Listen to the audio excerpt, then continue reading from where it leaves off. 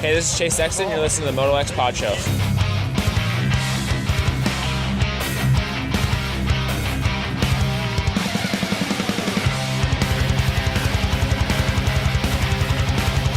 What's up, you guys? Jeremy McGrath here. You are listening to MotoXpod show.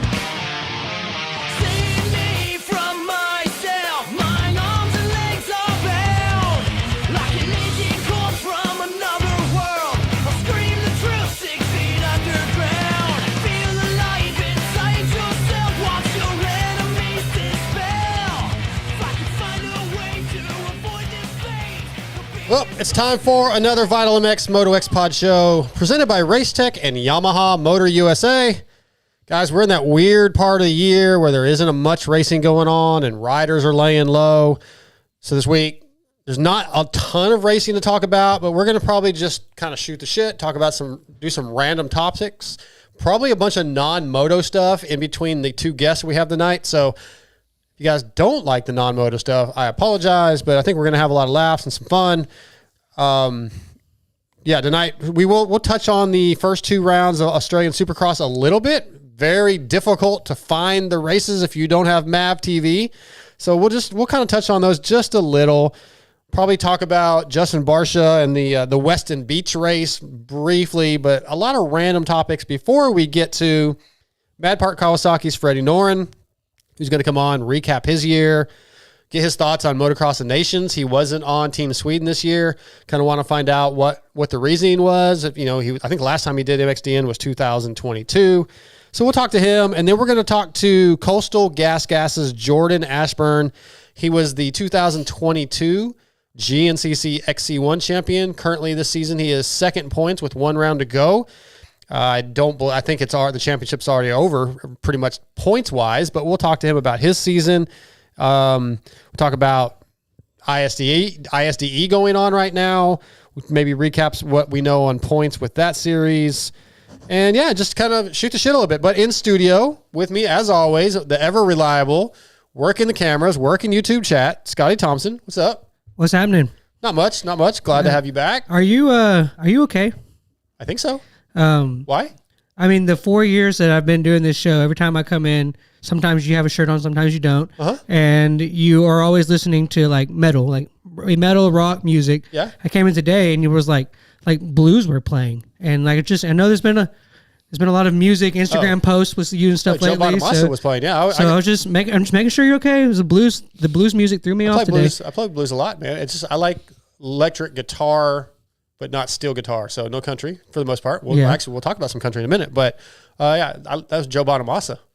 And the shirt was on because I don't know why. I just had a shirt on already. So you were looking forward to him not having a shirt on. Yeah, well, he did say I was in his dream, and I did say that. That's true. He didn't want us to talk about that on air, so we'll skip that. But you just heard the voice. He's back after 6 months, 7 months, 17 years, according to my statement earlier. TJ Smith, the silky smooth voice of TJ Smith. Chase is not here. He hurt himself this weekend. I'm actually the fill-in. Yeah, you're filling in. I'm filling in for Chase. Yeah. Because he weeded himself. We have Chase's Garth and TJ's Scotty's dad, apparently. That's how it goes. Yeah. Okay. That's the monikers. When you said Garth, I just listened to a podcast about Wayne's World, the making of Wayne's World. I was thinking. So I went to Garth and Wayne, which I guess is what they're talking about when they say Garth. Yeah, that's what they say. He looks like Garth. But I wasn't putting it together that they call him Garth. Chase Garth. I got you. Okay. Anyway. So I think we're going to have some fun tonight. We should have some fun tonight. But we're going to jump into the Racetech Open discussion. But first, as you guys know, Racetech is the world's largest aftermarket motorcycle suspension modification company, and they have over 35 years of experience providing factory-level suspension for the everyday rider. The Racetech Gold Valves provide a plush feel with a drastically improved bottoming resistance and increased traction. All Racetech products are 100% guaranteed and made in the USA. You guys can go to racetech.com, find your local service center. At the very least, get your oil changed out, maybe get it resprung for your size. I'm going to send my KTM 350 forks off pretty soon to do a spring conversion kit on those. I think I want to do the 6500 if I can and give that a shot. So check out racetech.com. We appreciate them supporting the show. Don't forget, motoxpodshow@gmail.com is our email. If you have any questions, thoughts, criticisms, you want to get involved with Yamaha Motor USA highs and lows, the T-Bolt USA top 5, et cetera, et cetera. We want to hear from you guys. Okay. So, yes, Australian Supercross, round 1 and 2. Night 1, Dino went 1-1. Night 2, Savacci, I think Clout won a race. Savacci won a race, but Savacci won the overall. Savacci is the points leader. Dino's 5 points behind.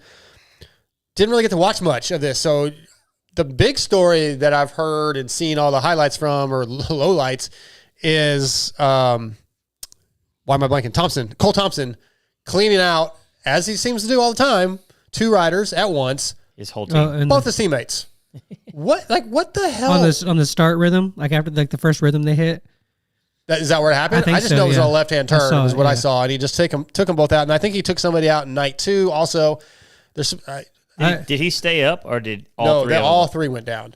Like, TJ, at some point, it's almost like the Vince Freeze thing where somebody has got to do something, right? Don't you? Like, how does this guy continue to? I guess he gets results, so he still gets a ride. But my thing is obviously I didn't get to see it, and so it's hard to comment on these things too much. It depends on, was it a wreck and he cleaned his teammate out? No, he dove inside and took the front wheel out as they were all 3 in the berm.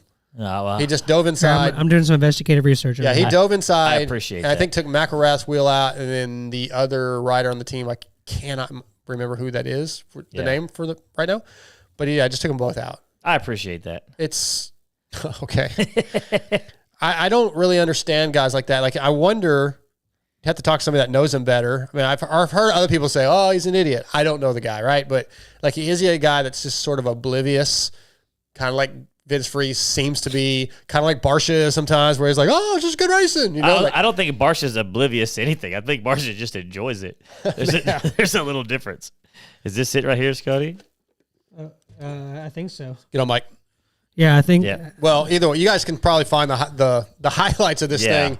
But just like, I hate the fact that I'm not super excited about the series right now. I think I was just kind of ready for a little bit of a break, and then I almost forgot it was on. Like, I was out. I went to the movies with the family, and then, well, I mean, are their time zones different? So do you? Real quick, I'd like to know, and you probably don't know, but I'd like to know: is Mav paying them for this? I have no idea. The reason why I say that is, wouldn't they be better off to be on like a series like that to be on YouTube?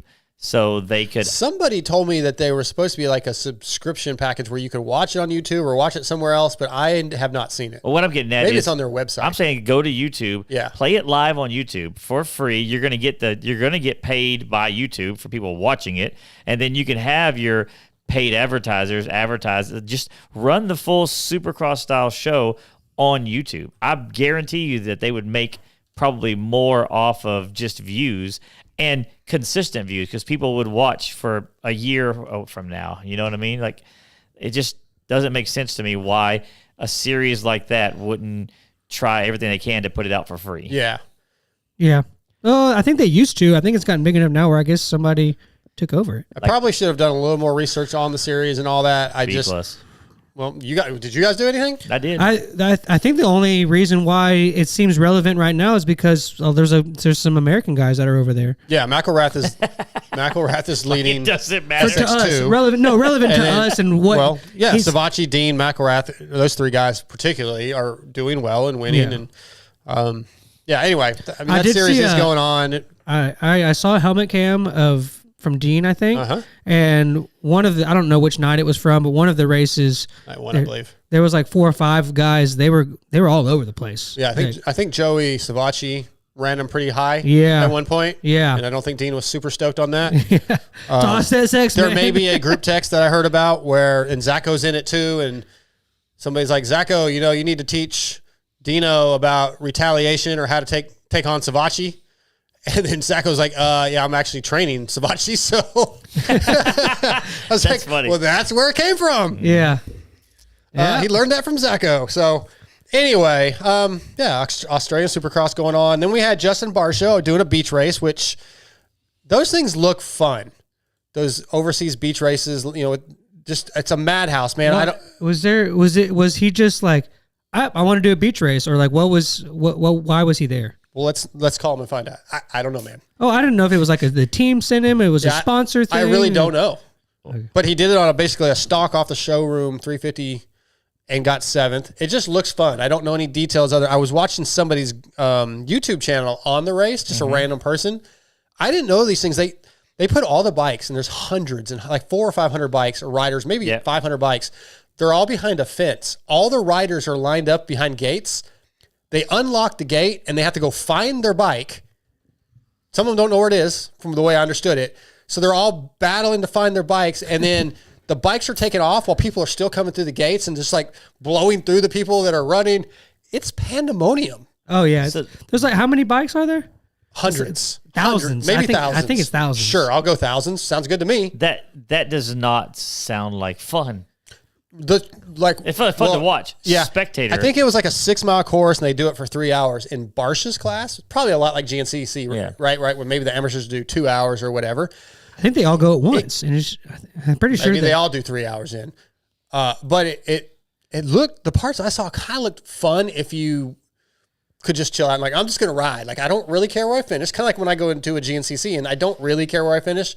I just want to ride. Do you think survive? You think it's because the guys like Barsha has that much skill where the sand doesn't look as gnarly, but like if you and I got on it, we'd be picking up bike. It's probably terrifying. Yeah, but it looked cool. So I'd like to try it at the very least. Anyway, all right. So that's another subject down. When you're sitting on the line in another country and it's cold and rainy on a beach and there's like 2,000 bikes around you and you're about to, I'm sure it's pretty intimidating. So that's in Europe, right? I mean, yep. Yeah. I mean, is Barsha going to wind up at the GPs? I don't know if he will or not. You know, his wife's from Germany. Oh, I thought she was English. Okay, maybe. Yeah, maybe.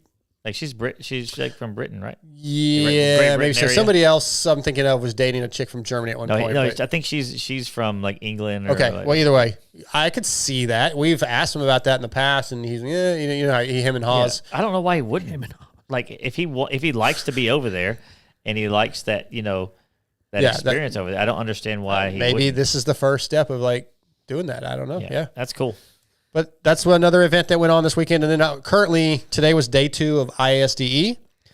I tried to find the points for day 2 and where everybody's at. I couldn't find an updated version yet. The ISDE website was very confusing. But I did see after day 1, Team USA was in second. The men's, seniors or whatever, the main class, while France was first.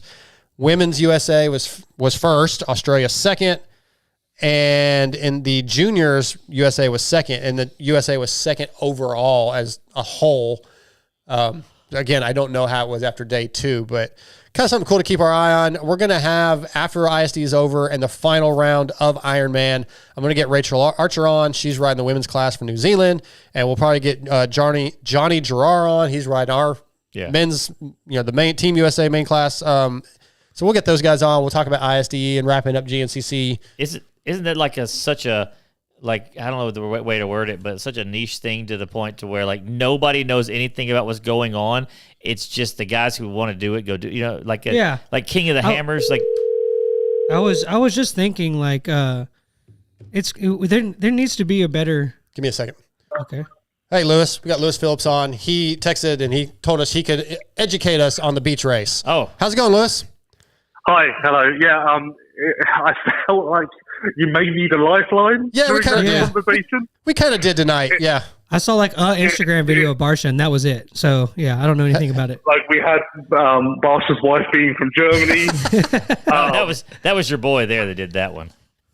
The beach race is somewhere in Europe, and I felt like, well, I guess you don't have Who Wants to Be a Millionaire in America, but in England we have a game show, quiz show, where you can phone a friend for one question. We used to have that, but that's been many I felt years. like that's what you needed. Yes, thank you for being my lifeline. So educate us. So Barsha was paid start money to do it. Okay. And a decent wedge. You may be talking to the agent of that deal on the phone.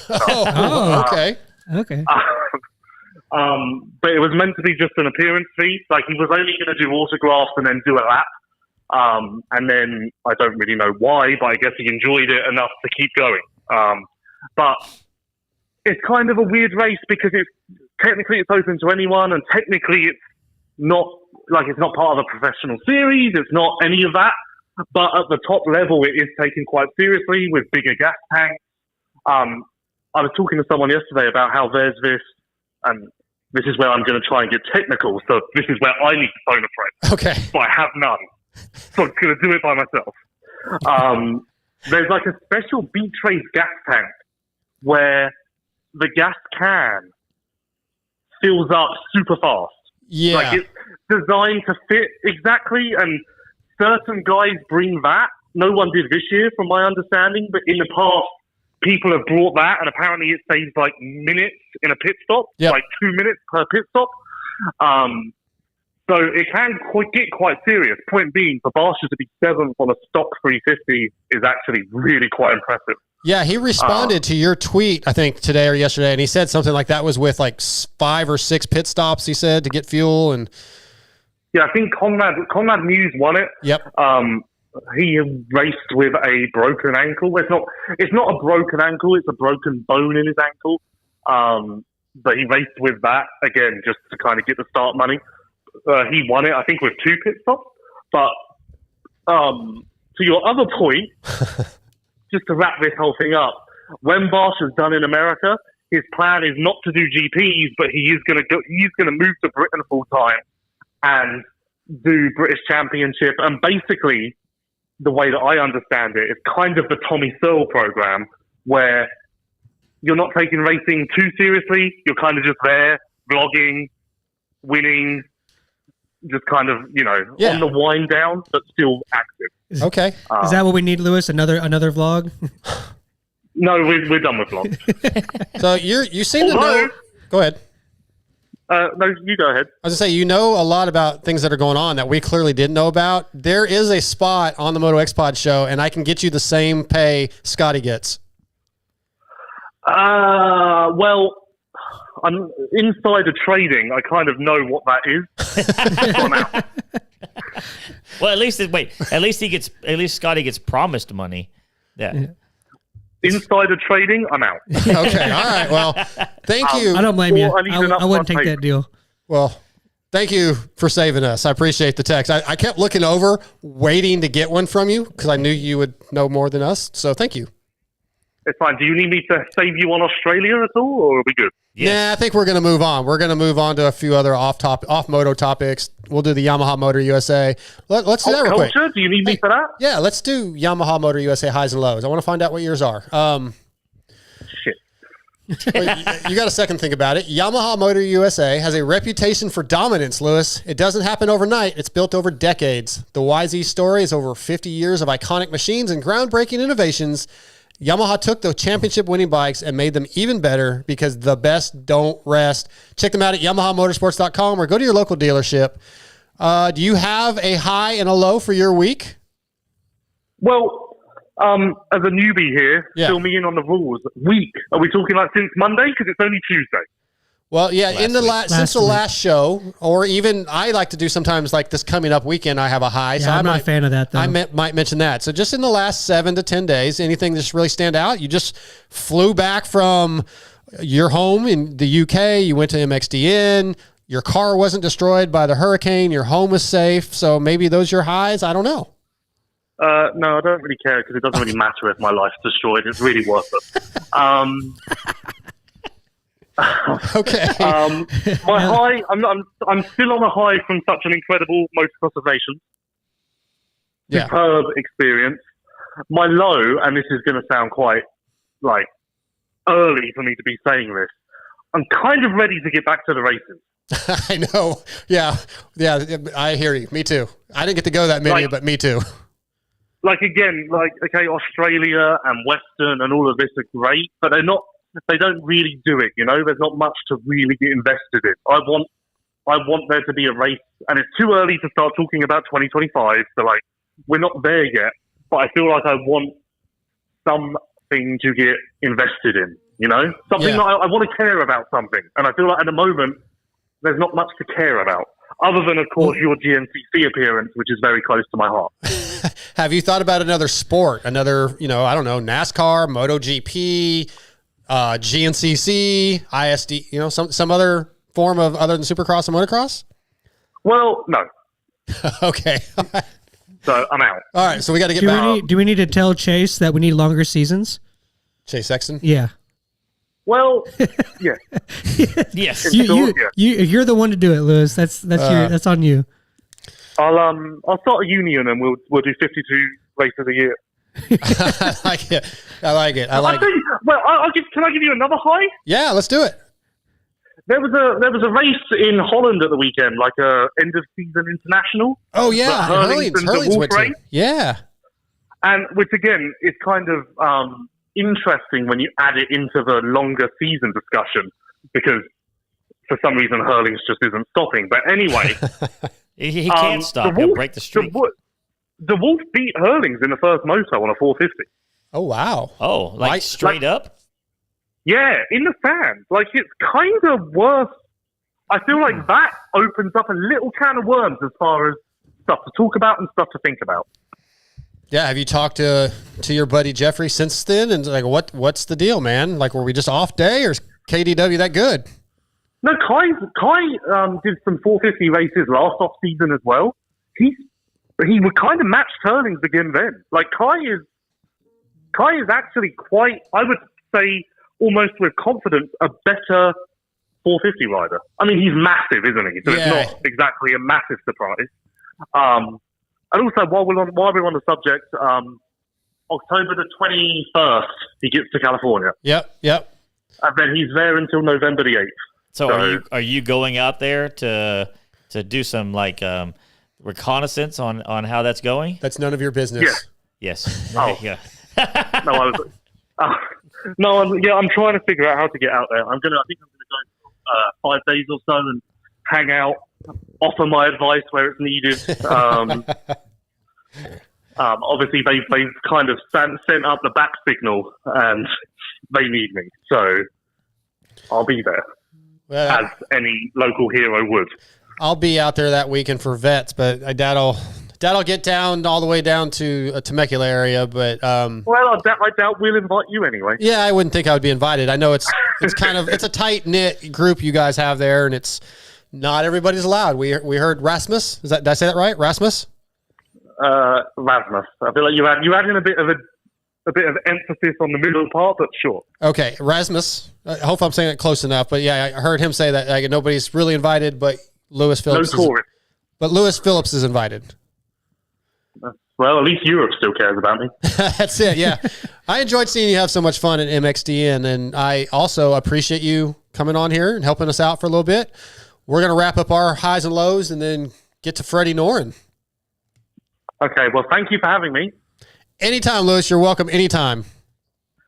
Okay, I'll think about that. Okay, we'll keep you in the loop.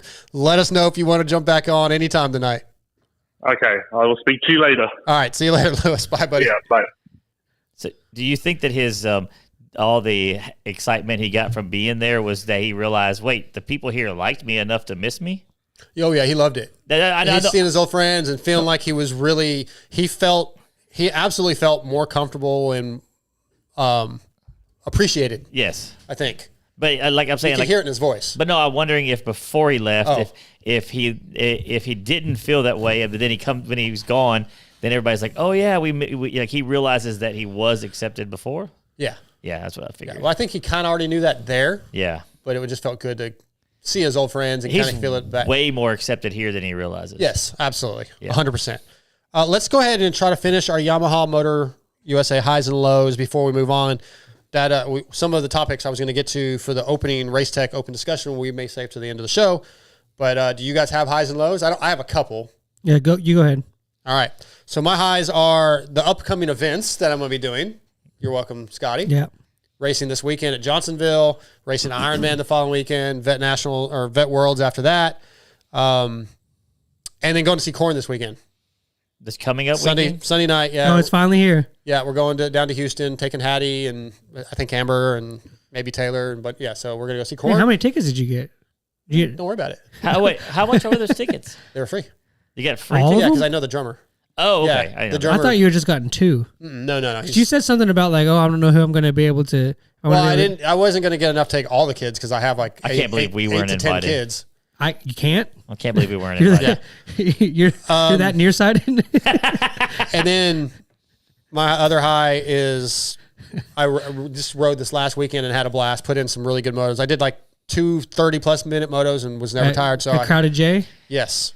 So my conditioning feels like I'd like to back. talk. Well, you and I talked about that on the phone. We don't have time right now, but maybe later talk about your excitement over how long your motos were. Okay. Yeah. We'll make a note of that. So somewhere. Oh, I forgot the little thing. Riding time. Well, it's only been one thing so far. But then my lows were 2 things. With this, we're going to end up probably not going to all get our highs and lows in until later. So I went your route, TJ, with being cheap. Yes. I go to Walmart and I'm going to buy my Walmart's not cheap. Gillette Fusion razors, which are like $25 for 4 blades. Crazy, right? For like a pack of 4. It's a lot of money. Is that what happened to your face? So I bought the Equate version. Yeah. They had the Walmart generic, whatever you want to call it, because usually Equate stuff's pretty good. Pack of 8 for $15. I was like, hell yeah. Dude, I cannot shave without cutting my face. I've tried 3 separate times. They're sharper, man. They're I'm better. real easy. They're sharper and better. Every freaking time I cut my damn face because funny. I went cheap. So F you, TJ. I don't know if I get away with it just because I have a beard, so all I have to really do is just like trim my neck and like up here and stuff.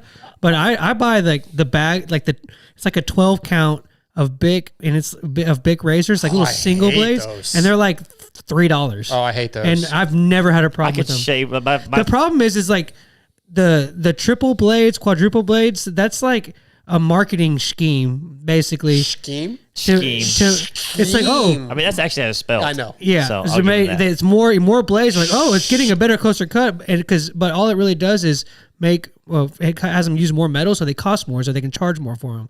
So I don't know, man. I don't like the cheap ones. They don't cut. Yeah, look for a single blade. My beard You can is get an so expensive the single hair blade. is so wispy and thin. I could shave with a rock. You know what I mean? And Really? Yeah. I could barely. Only grow. you would try that. This is like months of growth. Was this on the TW 200 trip? You're just like, I'm just gonna man. shave with a rock. That's my low. I didn't have a And TW. my other low is I ate shit on the mountain bike today. Yeah, it's so great. I went to a new place in Kilgore, Texas. It's new to me. I didn't know it was there. They have a feature like one of those little platforms you ride up on the edge of a hill, and you can jump off. And normally there is a ramp going down. If you choose not to jump, you can just drop off the ramp. But I didn't do a sight lap. I just rode on this feature and goes, oh yeah, this is gonna be a ramp, and I'm riding very slow, and I'm clipped in because I was riding slow. Ignored the sign. Ignore the sign. I didn't ignore the sign. I just went slow because it said dangerous. Thought slow was fine. That's what it means when it says there's. Because normally you just go, all right, I'm going to ride off the edge and ride down the ramp. Well, I got to the edge and there was no ramp. Couldn't it was you just a have 6 foot drop. wheelied off of it? No, it was 6 feet and I was barely moving. Well, couldn't you pick the front wheel up and wheel it I don't off? think I could have. No, I'm not that talented. Oh. And I was clipped in, so as soon as I saw there was no ramp, I tapped the brakes. I started losing balance. I tried to unclip, but it was too late. I fall like 4 feet off the side onto my left elbow. And you guys said Now you it have looks a boob on the looks end like I of have a your elbow. boob on my elbow. Bro. So that's my other low. Hey, think about this. 'Kay. This is the first time he's had somewhat of a major crash and not been in the hospital. Well, he wasn't on a motorized bike, so I don't know if that's true or not, but No, he went to the hospital on his bicycle a couple times. Scotty, why don't you do your highs and lows, and then we'll get Freddie on, and we'll wrap up with TJ towards the end, or when we'll squeeze Raw it in. 84 asked if you crashed Bradshaw's mountain bike. No, but it was on a Yamaha. It was on my Yamaha YDX Moro 07. Yeah. Which, guys, Does if you that guys are count as a thinking about motorized it, vehicle? That's a motorized. I You guess. just twist the throttle. Oh, wait. no, it's not motorized. It's pedal assist. If you guys have been thinking about an e-bike, those Yamahas, which normally retail for $6,500, have a massive discount right now. They are on sale for $2,500. That's a hell of a deal for an e-bike. How is it? You know Rob what? Springer here They, just went and got one. they realized just how nobody wants one, and so they cut the price in I less think the than half. 25s are about to come out, and they're unloading all the 24s. But 2,500 bucks. yeah, right around there. I think 25 or 2,600. Man, It's like a 70% off. Can you put a throttle on one? I don't know, TJ. I don't know, man. If anybody But can, if it's you want you. an e-bike, they're fantastic. We got less than a minute before we get Freddie on. Do you want to do your highs and lows? Lows were like I'm pretty much done watching the Cowboys for the year, and that's my highs. you're right. I actually watched that game. Yeah, it was of course. Niners won. That's the one Niners game Nation. you watched. And yeah, there really wasn't many highs. That pretty much ruined the whole And you weekend. still don't have your motorcycle fixed, so that should be a low. Yeah, that's a low. Yeah, I'm Do you not. have any other lows? I guess I'm all lows this weekend. Usually, yeah, you said there's no highs. Usually I'm always highs, no lows, but I guess I had a rough weekend. No, I chilled. I didn't do much this weekend. Just hung out. Had a good time. TJ, you got highs and lows? We got time. High is I got a new mini excavator, and one more piece of junk for you to ever enter You property. I bought it brand new, so you can. Oh, I thought you were. That's the one you were texting about, or you said something. How did that come up in the conversation the other day? I don't remember. I remember it like in a group text or something. Yeah, I don't remember. Just talking about. I just figured it was going to be like some old piece of junk, one of the like. Nope. That barely works, and you'll rig it up with like a barrel on a trailer with hydraulic fluid and a hand pump. I don't know. I've already started making some mods for it. Of course. Anyways. All right, so that's your high. Yeah, that's my high. But low is I didn't get the ride this weekend. Yeah, you have some family stuff going on. We tried to get that situated where you could come out and ride with us, and yeah, maybe next weekend. As normal, you bailed on us. Yep, I blame my mom. All right, our first guest of the night is on the line. He's going to be brought to you tonight by FXR, which is designed by racers for racers. With industry-leading fit, finish, and performance, progression is the name of the game with every new piece created. At FXR, we push our brand to the next level to provide you with the best products possible. Used by Muck Off, FXR Club MX Yamaha team, Mike Brown, Brock Tickle, Chris Kiefer, and many more. FXR has core motor roots, so visit fxrracing.com or go to your local dealership and ask to see the complete 2025 line. Tonight, FXR brings us from Mad Parts Kawasaki, Freddy Noren. What's up, Freddie? Hey, what's up, guys? How's it going? It's going good, man. Going good. How is your off season going so far? Have you had some time to relax? Do anything vacation-y? Yeah, no, for sure. Off season's going well. The little one that we have, but no, it's good. Vacation. We don't really do vacations, I guess, necessarily. So it's kind of nice to just be home. Yeah. Not to travel on the weekend. So no, dude, I've gotten some stuff done with my house. I put some gutter guards on. I got to go out to the cabin a little bit. No, it's good. Spend a lot of time with the family. I can't complain, so I'm stoked on it. But I'm ready to get back to riding, though, so I'm excited. Yeah, it doesn't take long, does it? Let me ask you this. You said you don't really do vacations. Obviously, you travel a lot, so that makes sense for you. But is that more your thing, or would your wife rather go do a vacation, or is she on board with you? Let's just stay home and enjoy that. She's cool with, being home, but she loves to go do stuff. So I'm more of the Debbie Downer, I guess you would have called it that. Yeah. But she's not like, she just loves to go do things necessarily, not necessarily like go on a vacation or whatever, but like she'll miss, going to the races and stuff like that. And Amy's from Ohio, so she's gone up there a little bit, to visit where they, used to live. So she's still kind of, traveling around a little bit here and there. Her brother still lives up in Ohio, so she just went up there. But nice. Because we do so much traveling throughout the year. I mean, like 31 races. For me, I'm like, vacation for me is just being home. Yeah, I get it. I get that. That's nice.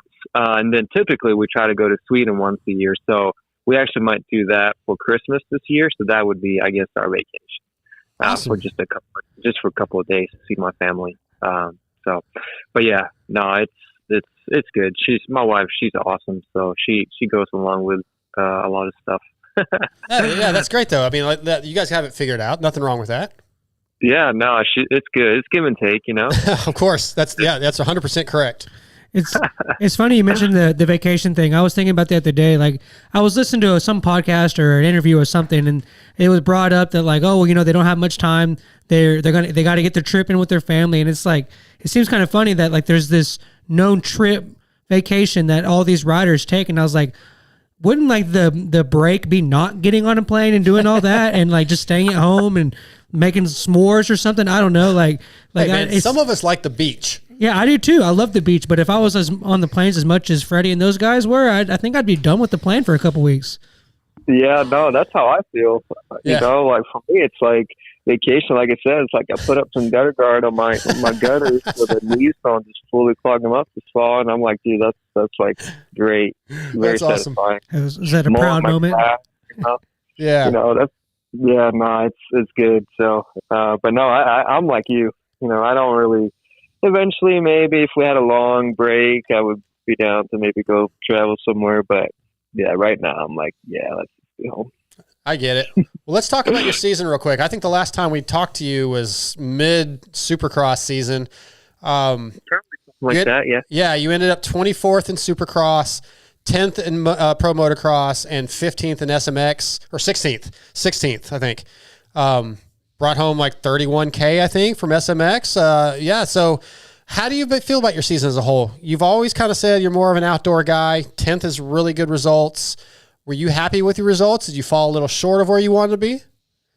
Yeah, I mean, I would, I'm not going to sugarcoat it. It was a good year. I'm healthy, and I had a lot of good races, but, I wanted to be a lot better than I showed, especially Supercross. And, I was in way too many LCQs, though I made all of them, pretty much but yeah, kind of the main events didn't come together for me the way I had, planned and wanted to, as far as reaching my goal.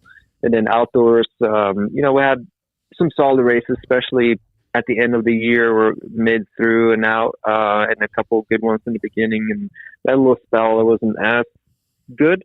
But yeah, I had higher goals for that as well. I've been 10th overall, 10th.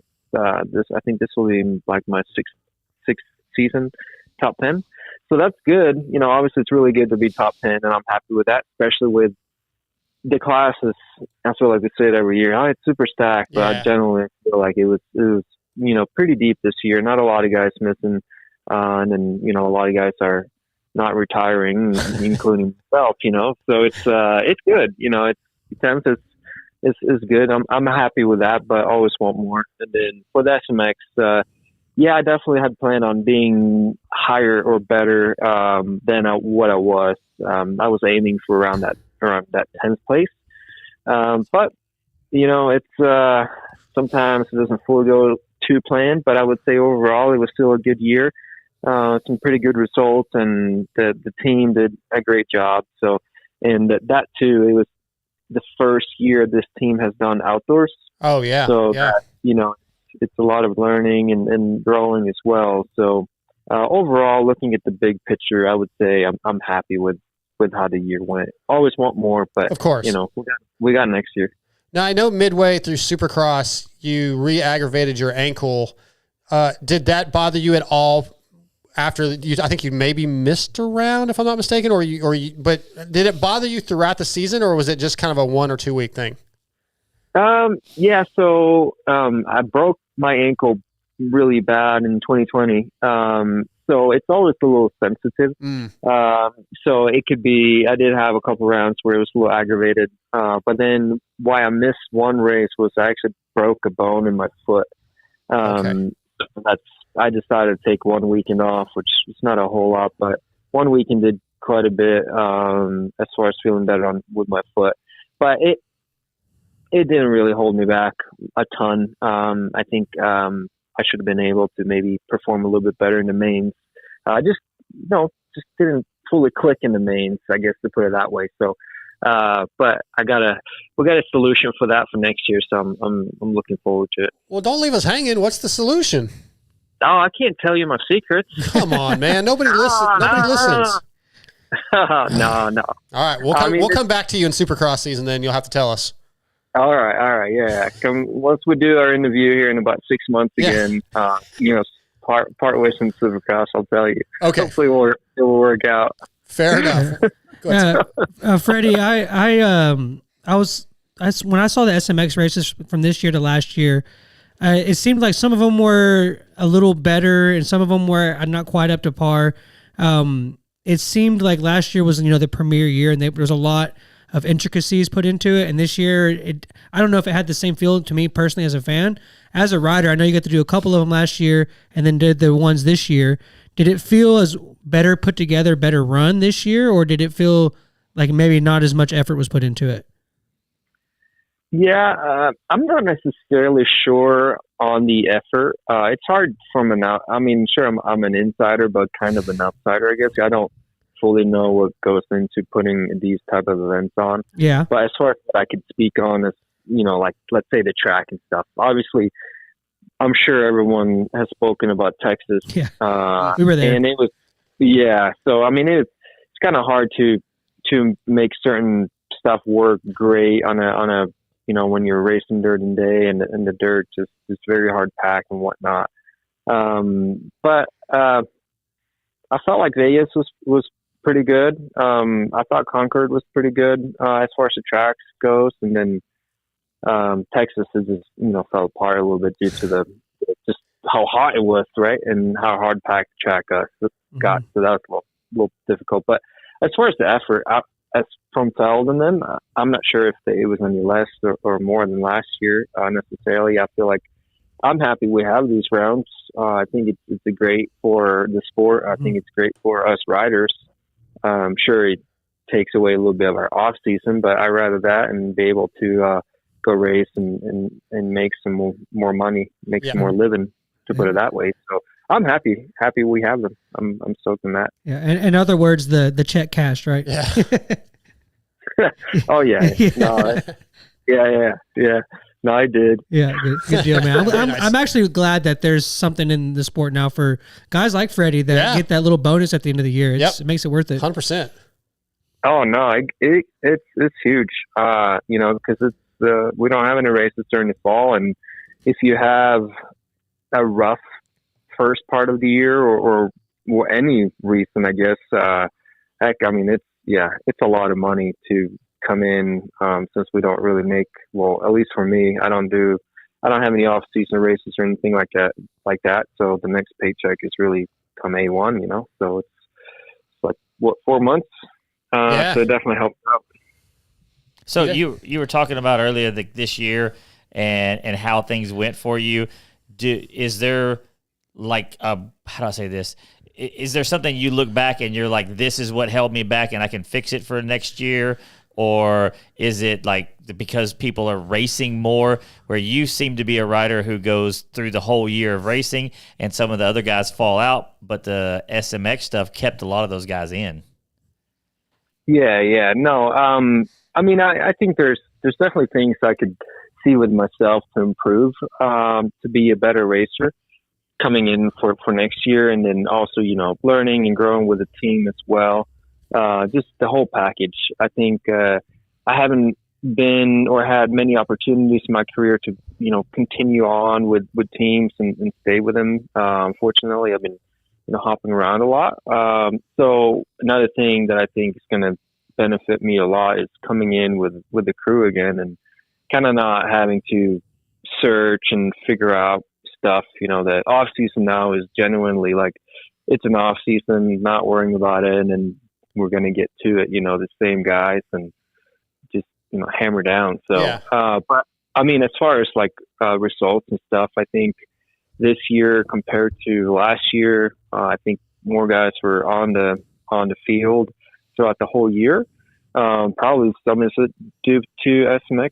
A lot of guys might decide to race outdoors that normally wouldn't, or I don't know, depending on certain contracts. Now that SMX had its second year, maybe these bigger team factor teams, want to make sure that their riders do race SMX. So I'm not really sure how it all works, but yeah, it definitely felt like a lot more faster guys stayed in it this year than, let's say, previous year. So you did notice that. Yeah, no, definitely. I mean,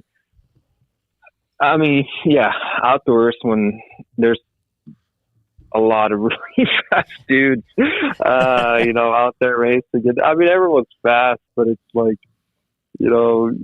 I had a couple of races where it didn't really go that well, and battling for 13th place was like battling for 9th previous years. It's, I don't know, it was definitely tougher this year, which is good. I think it's good for the sport and good for the fans because there's more racing to it, right? For sure, yeah. But the dynamic of SMX has definitely changed the face of the sport a little bit, where, like you said, guys like Dino were coming back to do a couple outdoors just to get those points. So it does change.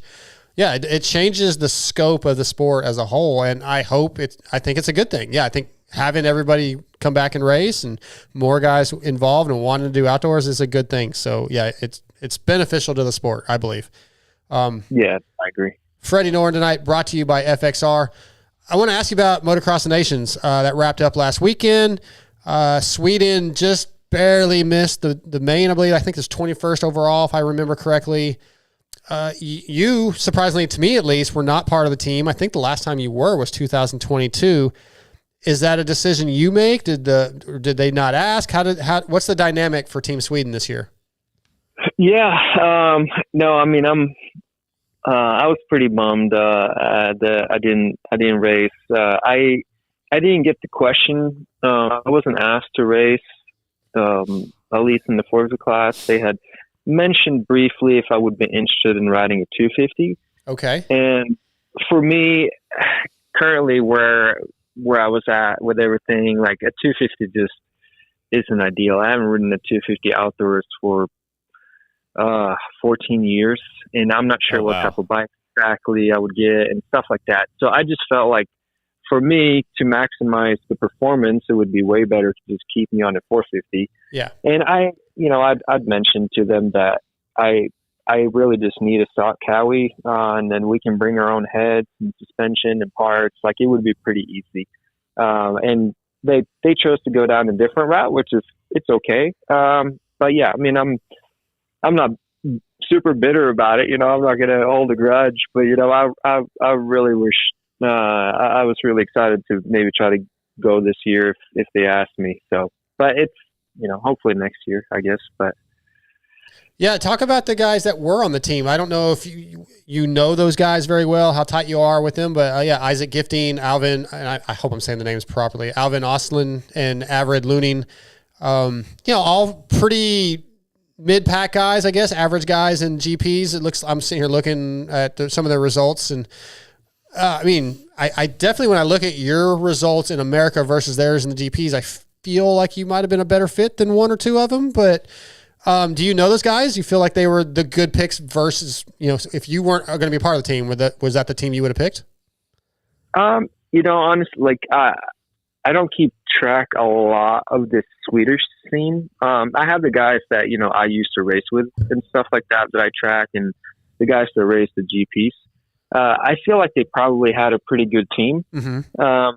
Obviously Isaac Gifting, he's super fast. Like, he raced, this is his first year in the 450 class. He's had podium motos in the GP 250 class, MX2 class previous years. Super fast. Alvin, super consistent guy. He came here and raced a couple of races for outdoors. He did Southwick and Red Bud. I think he was, he was solid. He took points. Yeah, I saw that. I think he earned himself a 2-digit number from those couple races that he did. So he's always been very consistent. I've raced with Alvin. Actually, we did Motocross Nations in 22 together. He was my teammate there. And then Lunning, I don't know him, but he's a fast 250 guy. So as far as from the team captains, the team that they picked, this I would have picked differently. I'm not so sure. They're all three really good riders. Sure. I just wish I would have been on the team, but yeah. I think that I think you might have got that one more spot or two more spots you needed to get in with your abilities, I believe. That kind of leads into go ahead. Oh, no, I was just going to say they did have a little bit of a bummer because Alvin was because Isaac was 7th, I think, or 8th in his heat.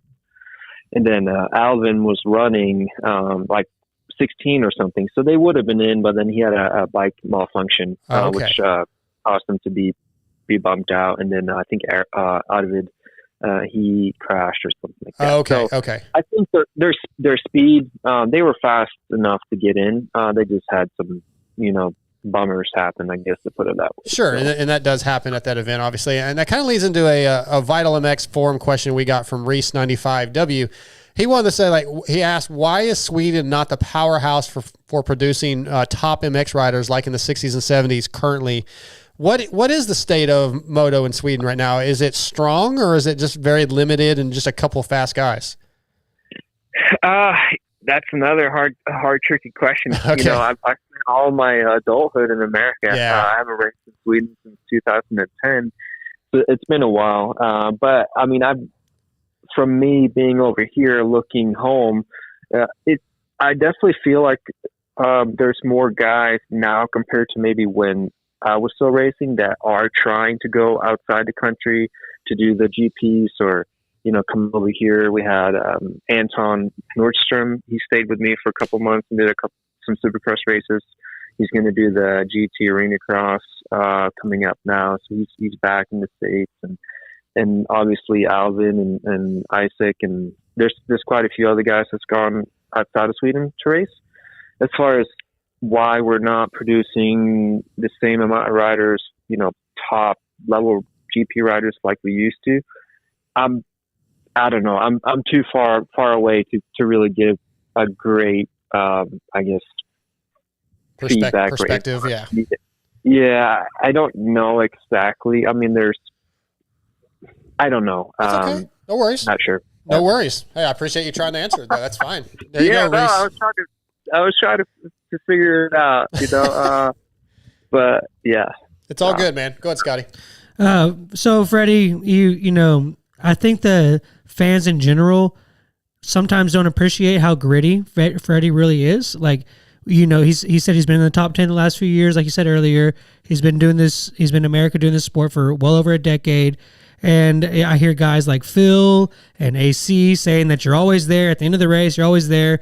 Like, how long do you see this thing going for? Do you obviously still have that fire and that edge to want to be gritty at the end of the race? And you've had a pretty good career here. Like, what's next? Like, what are you looking forward to doing? Yeah, that's the golden question, right? As far as I've actually had a lot of people ask me like, "Hey, when are you going to retire?" And I'm like, "Dude, I don't know. I like racing. It's financially providing for our family, and I feel like I'm not getting worse. I'm actually getting better. So as far as timeline on when I'm going to retire, I can't really say. Once I start sucking really bad, I guess." You gotta be Phil by a year at least. Yeah, well, he's a few years older than me as well, so yeah, we got to definitely do that. But yeah, no, I gotta, as long as I can perform and I make a living out of it and be able to perform and give the sponsors the recognition that they need and the team what they look for from me. I want to keep racing. I'm loving it. I'm having so much fun. I feel like I'm almost having more fun now than I used to for a few years there. Yeah. So we'll keep it going. Nice. And then what's kind of next after my career? I'm not sure. I like finances a lot and real estate. We do have a Airbnb, a cabin that we have up and running. So the goal would be to kind of continue growing our real estate portfolio and just becoming more financially savvy, I guess, to put it that way. And then I do like just numbers and stuff like that. So, I've gotten a bunch of financial advising books to get my certification for that. I do have a real estate license as well that I got when I broke my ankle a few years back. So I don't know, we'll go down that route. I like construction as well. So maybe tie something in with real estate and construction and investing. I don't know. I like that though. Vague, but but it's like you do have a bit of a plan. You're not just like Alex Ray that's going to figure it out as you go. You're like, he's doing a fine job. Hey, Ray's fine. I'm just giving him shit. But no, I think it's good that you have a plan, man. That's smart. It shows your intelligence. I dig it. Oh, well, thank you. But I mean, I love racing too. So hey, maybe we'll stay in the industry or something for a bit, or I don't know. We'll see. I guess we'll play it. I have a kind of a plan, but then we'll kind of play it by ear as well. That's what the one. So, two-part question here. I didn't look it up. Maybe I should have. Did you do Loretta's as an amateur? No, I did not. I didn't do a single major amateur race here. I kind of came as a pro. That's what I was thinking. And then the second part of that question is: are you gonna pull the vet class for 5-10 years at Loretta's? Oh, for sure. I didn't get to do it right. That's I got to awesome. get my camper and bring the fam up there. Try to get some plus 30 class wins or whatever classes it is I'm allowed to race. Yeah, that's awesome. Brownie will still be there. Watch out for Brownie, dude. Brownie will still be there. Yeah. No, I mean, I definitely would like to to try it once, even as a vet. Do the major ones and see what it's all about. I think that would be fun, just because I am a fan of the sport, and I ride for fun too. So I definitely want to hit those up. If you want a fun weekend full of mayhem, you got to do the Baja Brawl. And I think that I've heard about that race. It's nuts, yeah. That's awesome. A few more things for you, Freddie. I want to do a couple. Well, actually, first, I have another listener question that he sent an email in, actually referring to a interview we did with Benny Bloss last week. He was talking about how he really likes hearing from the guys that aren't the quote unquote, like the superstar guys that get tons and tons of press, hearing their stories. And some of his comments within that email kind of made me want to ask you this. When you're a guy that's not getting on the podium necessarily and not really getting to go up there and promote the sponsors for Mad Parts and your personal sponsors, and how do you deal with that? How do you work with your sponsors? How do you make sure you get to promote those guys and get the recognition you deserve at your level to keep those people happy? Yeah. It's, like you said, sometimes you got to try to find and make sure you're available for media. And the scrums, for example, they've started doing, I think that's really good, especially for, me and the Benny Boss and some other guys that after the race, if you made a main event, you go to a media scrum and you have all the media people there, you get to talk to them. And then obviously, doing social media on Instagram and doing sponsor events. And Bubba does a really good job actually getting a lot of that set up and having our autograph sessions and keeping track of posters and kind of the engagement that we get as well. So that definitely helps as well, because he's very good with that and to help promote the sponsors and maximize, us riders being there. I think it's really well. And then I did YouTube for a while, for a couple of years, and that was really good. It just cost a lot of money. At least what I did, because I had a video guy. But then, just kind of the normal obvious stuff with social media and just trying to be out there. And like this, you asked me to want to be on the show, and I really appreciate it. I love doing these things, and I think it's really helpful and beneficial. So never saying no to things, just being available as well. Okay. Well, let's roll that into one of your sponsors and one of our sponsors. I saw this on your social recently. EVS helps out the show. I think they support you, and you just did a little video for their hashtag Gear Up EVS. Do you want to talk about that a little bit and kind of give them a shout out? Yeah, no, for sure. I love EVS. It's my peeps. I've been with them for a long time, half a decade, pretty much. I love their products. I've been wearing their knee pads. Actually, I've been with EVS for a long time. Dang, I can't even remember when I started with them. Yeah, a lot of riders. I went to the knee pads, the TP199 in 2019. I remember that because I went from having, the braces to the pads back then. They made great, the roost guards, for example, the one I did the shout out on, the solid roost guards. They're slim and lightweight, which I like, though. I go on and off with roost guard. I don't always wear one, but if I'm going to wear one, I'll wear the Revo 4 because they're just lightweight and just good people to work with as well. At least my experience has been awesome working with them. Stephanie now does a great job. She's the kind of the rider, I don't know if we call rider it support. Rep, yeah, rider support. Yeah, yep. Yeah, she takes good care of us and always checks in and comes to the races when she can and checks in. So yeah. Do you know that she's RJ and Robbie Wageman's sister? I didn't first, but then she told me. Yeah, she's cool. So, she's cool. Yeah, no, she's awesome. She understands it. So, and no, they're solid. They're never any problem with products, with issues or getting enough of it. So I love them guys. They're awesome. Yeah. So here's what you guys can do if you have an EVS product.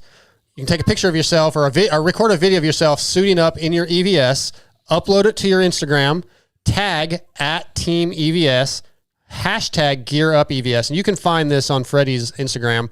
And you guys can win a roost deflector, roost deflector from EVS. So it's pretty cool if you guys want to get involved, do that. But thanks to EVS for supporting our show and supporting Freddy Noren and guys like RJ Hampshire, et cetera. But cool. Scott, you got one? So we had a listener ask a question, and it was super random at first until I kind of figured out what it was. But it said questions for Noren. Do you like? Not gonna probably say this correctly. Do you like flask and pancaka? Say that again. I don't even know what the hell you said. Flask pancaka. Say it right. Say it right. Are you on pancakes? It's what it says. A Swedish pancake. That's what somebody asked. Oh yeah. Say it correctly for us. Pannkakor. All right. Pannkakor. Yeah. No, for sure. That's kind of my thing. I will make Swedish pancakes, especially for Christmas time. And they're Swedish pancakes. They're not crepes. Just throwing it out there because they're all American. Oh, that's great. Like, no, they're Swedish pancakes. That's my kind for sure. You know, the thick fluffy thing. They're good.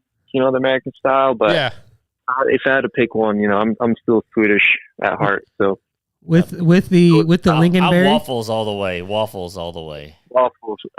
Nice. Yeah. Lingonberry. Yeah, I actually have some in the refrigerator.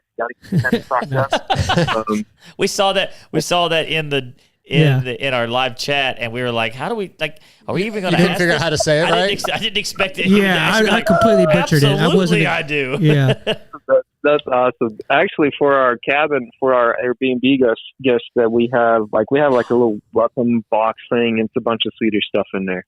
Swedish fish?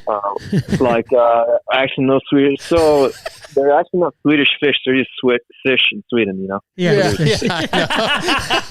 That's good. That's good, Freddie. But we got some lingonberry and some chocolates and actually pancake mix as well. So. Are we doing those? They also asked if you were doing that on race day. You're doing some lingonberry pancakes on race day? No, unfortunately not. I got to stay away from that gluten. My belly. That's for the off-season stuff, really, and maybe Christmas. There you go. So you're saying you're staying at your cabin. Do you like charge yourself for the stay and then write it off? No. He hadn't thought of that. That's a good idea. I mean, I hire my cleaner, like the cleaner still. So like when we go to use the place, or you know, if we go out with friends, or we just had family come over, or like we blocked it off for the Concord race, so the whoever from the team wanted to go up there could go up there.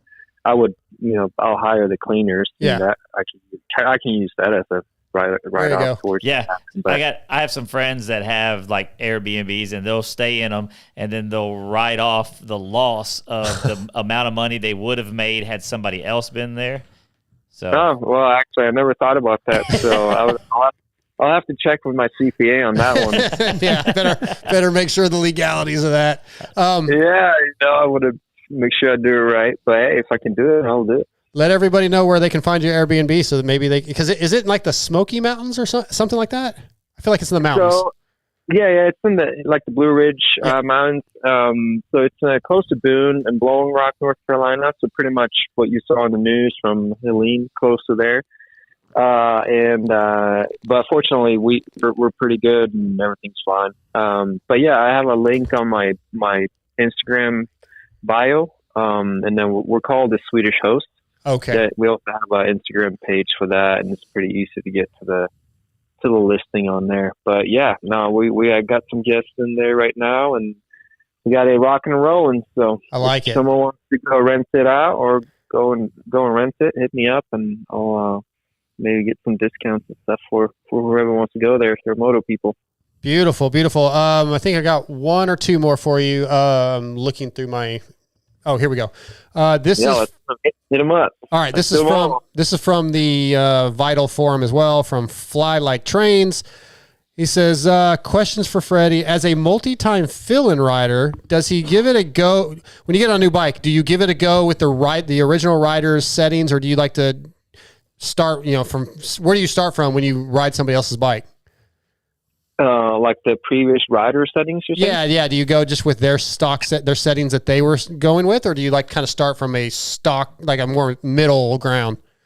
Well, honestly, I don't know. It's let's say when I still lived for Honda the first time, they didn't tell me what settings to work. They were like, hey, ride the bike, see what you think. And gotta say with JGR, when I did that, it was like, hey, here's the bike, ride it, see what you think. And then we make changes based off of that. So to fully answer the question, I actually don't really know if that was the previous rider or the injured rider settings or not, or if they, thought like, hey, Freddie might like this and put that in. So I'm not really sure. I never asked the questions to them.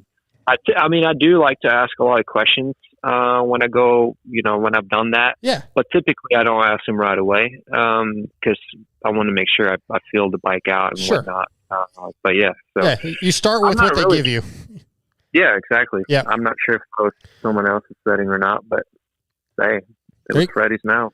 And you train at Club MX quite a bit, and for anybody in the area or wants to make a trip, Club MX is having their open house this weekend. You can check that out, clubmx.com, I believe is their is their website, or just check them out on Instagram. But yeah, they've got a lot of work going on out there. That place is an amazing facility. So if you have a chance, go out there this weekend, check it out. Last question for you, or last topic, another sponsor promotion for you here. I saw again on your Instagram that you recently got an e-bike from, I think it was Pivot Cycles. I've been riding my Yamaha e-bike a lot. I think they're a lot of fun, and I feel like they're still very good for training. How much are you using the e-bike when it comes to actual training? You just using it for fun? What do you think of it? Dude, I love my Pivot bike. So Salt Cycles in Salt Lake City got me set up with the Pivot, and Pivot guys, they're moto type people as well. So it's a good fit. I truly, it's so awesome. So I ended up getting 2 bikes. I got one for my wife. I got her the e-bike, and then ended up getting myself the same bike, just a little lower tier. She got the sickest bike, like she got super bike, it's nice. We sold her dirt bike to get married. We sold her stuff to get stuff for me. So she deserved to get a really nice bike. But no, it's solid training. Actually, Amy and I went the other day, and the nice thing with the e-bikes to me is she can use the help, and I pedal without the help, and we can go for a long time. And then the other reason why I wanted an e-bike was because, like, when we do go to our cabin, there's a lot of trails, so we can just ride for a long time without totally killing ourselves. So it's just fun. Like, I don't need a super light bike because at the end of the day, I'm not racing the mountain bikes. I just want a solid workout, right? So if they're heavier because it's an e-bike, then that's fine. Though the Pivot bikes they're pretty lightweight. They're very lightweight for being an e-bike. So I'm stoked on them. I love it. Awesome. Hey, Freddie, one last thing.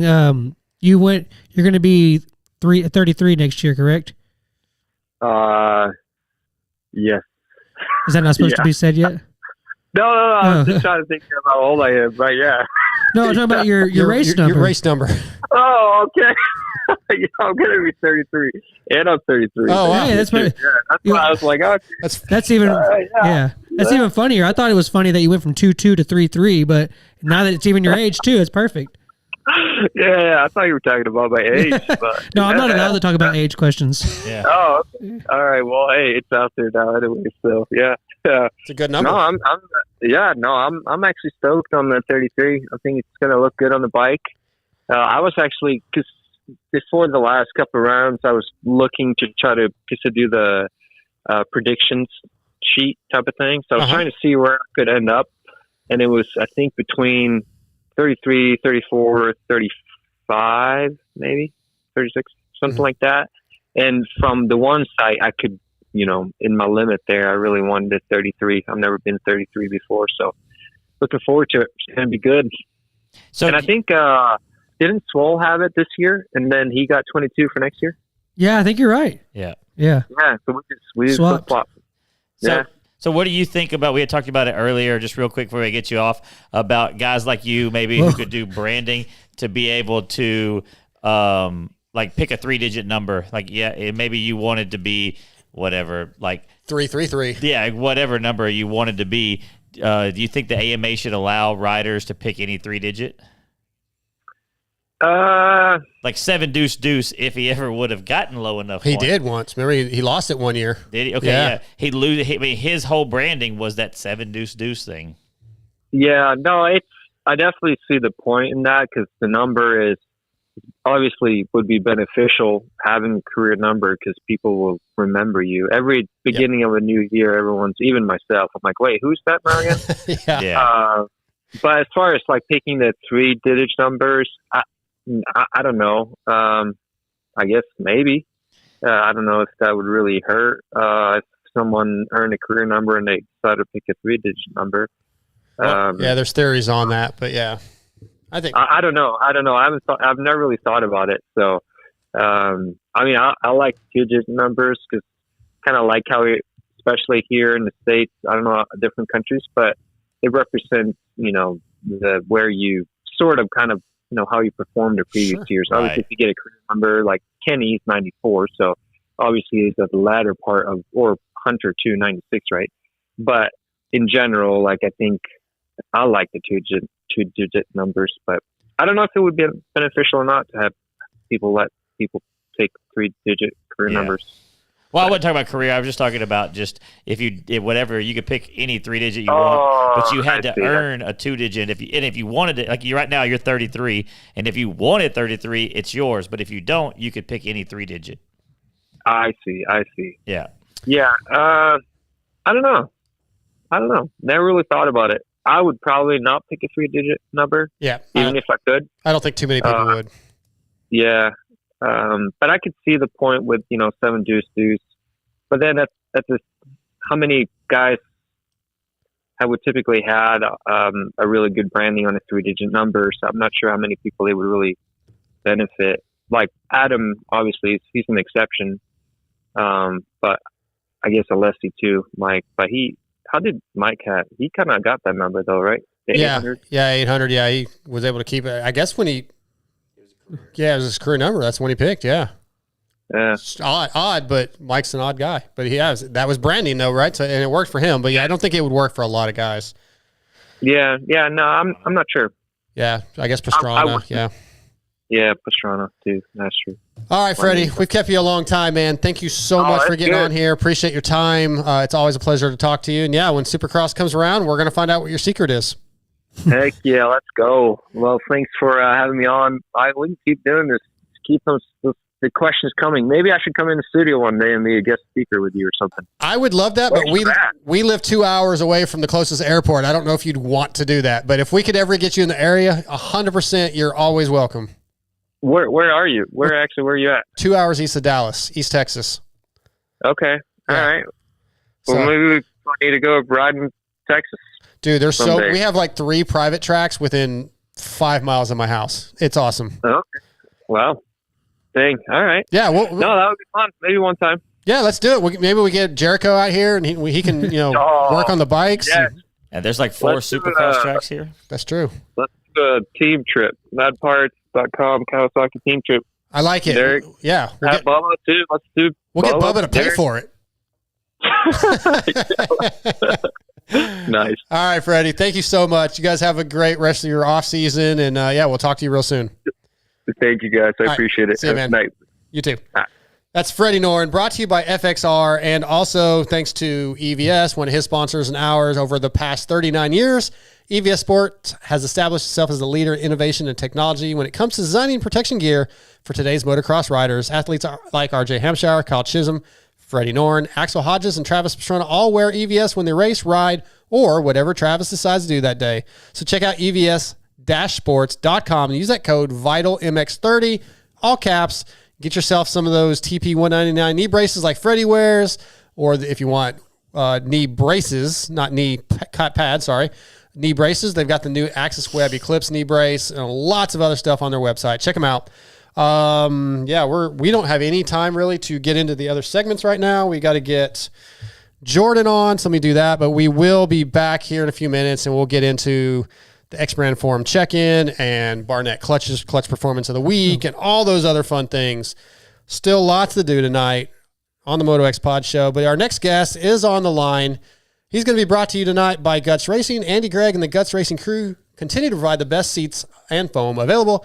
If you want the same seats used by Rockstar, Husqvarna, Hep Suzuki, and many more, then you need Guts Racing. They have numerous color possibilities, staple or Velcro installation options, wing seats, and the best foam in the business with the Phantom Ultralight Seat Foam. And don't forget, they have complete seats for the Talare and Super 73 and covers for the Sur-Ron Segway, and they strive to ship orders within 36 business hours. So visit gutsracing.com. Tonight, Guts Racing brings us from the Coastal Gas Factory Racing Team 2022 GNCC XC1 champion, Jordan Ashburn. What is up, Jordan? Hey, how things going? Going good, man. Really glad to get you on.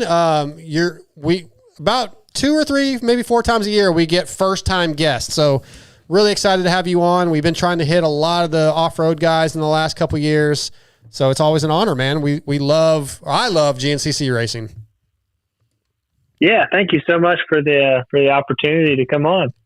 Absolutely. The other guys are like throwing their arms up there, like, what about us? We're some haters or something. Yeah, you guys. Yeah. Well, we are primarily a motocross, supercross show, but we've been venturing out into the GNCCs. I've done a bunch and dump trucks. Okay, TJ. But just want something to fix. Yeah, man. So Jordan, first of all, let's get to know you a little bit since it's your first time on the show. Where'd you grow up? How did you first get introduced to dirt bikes and racing? Was this a family thing?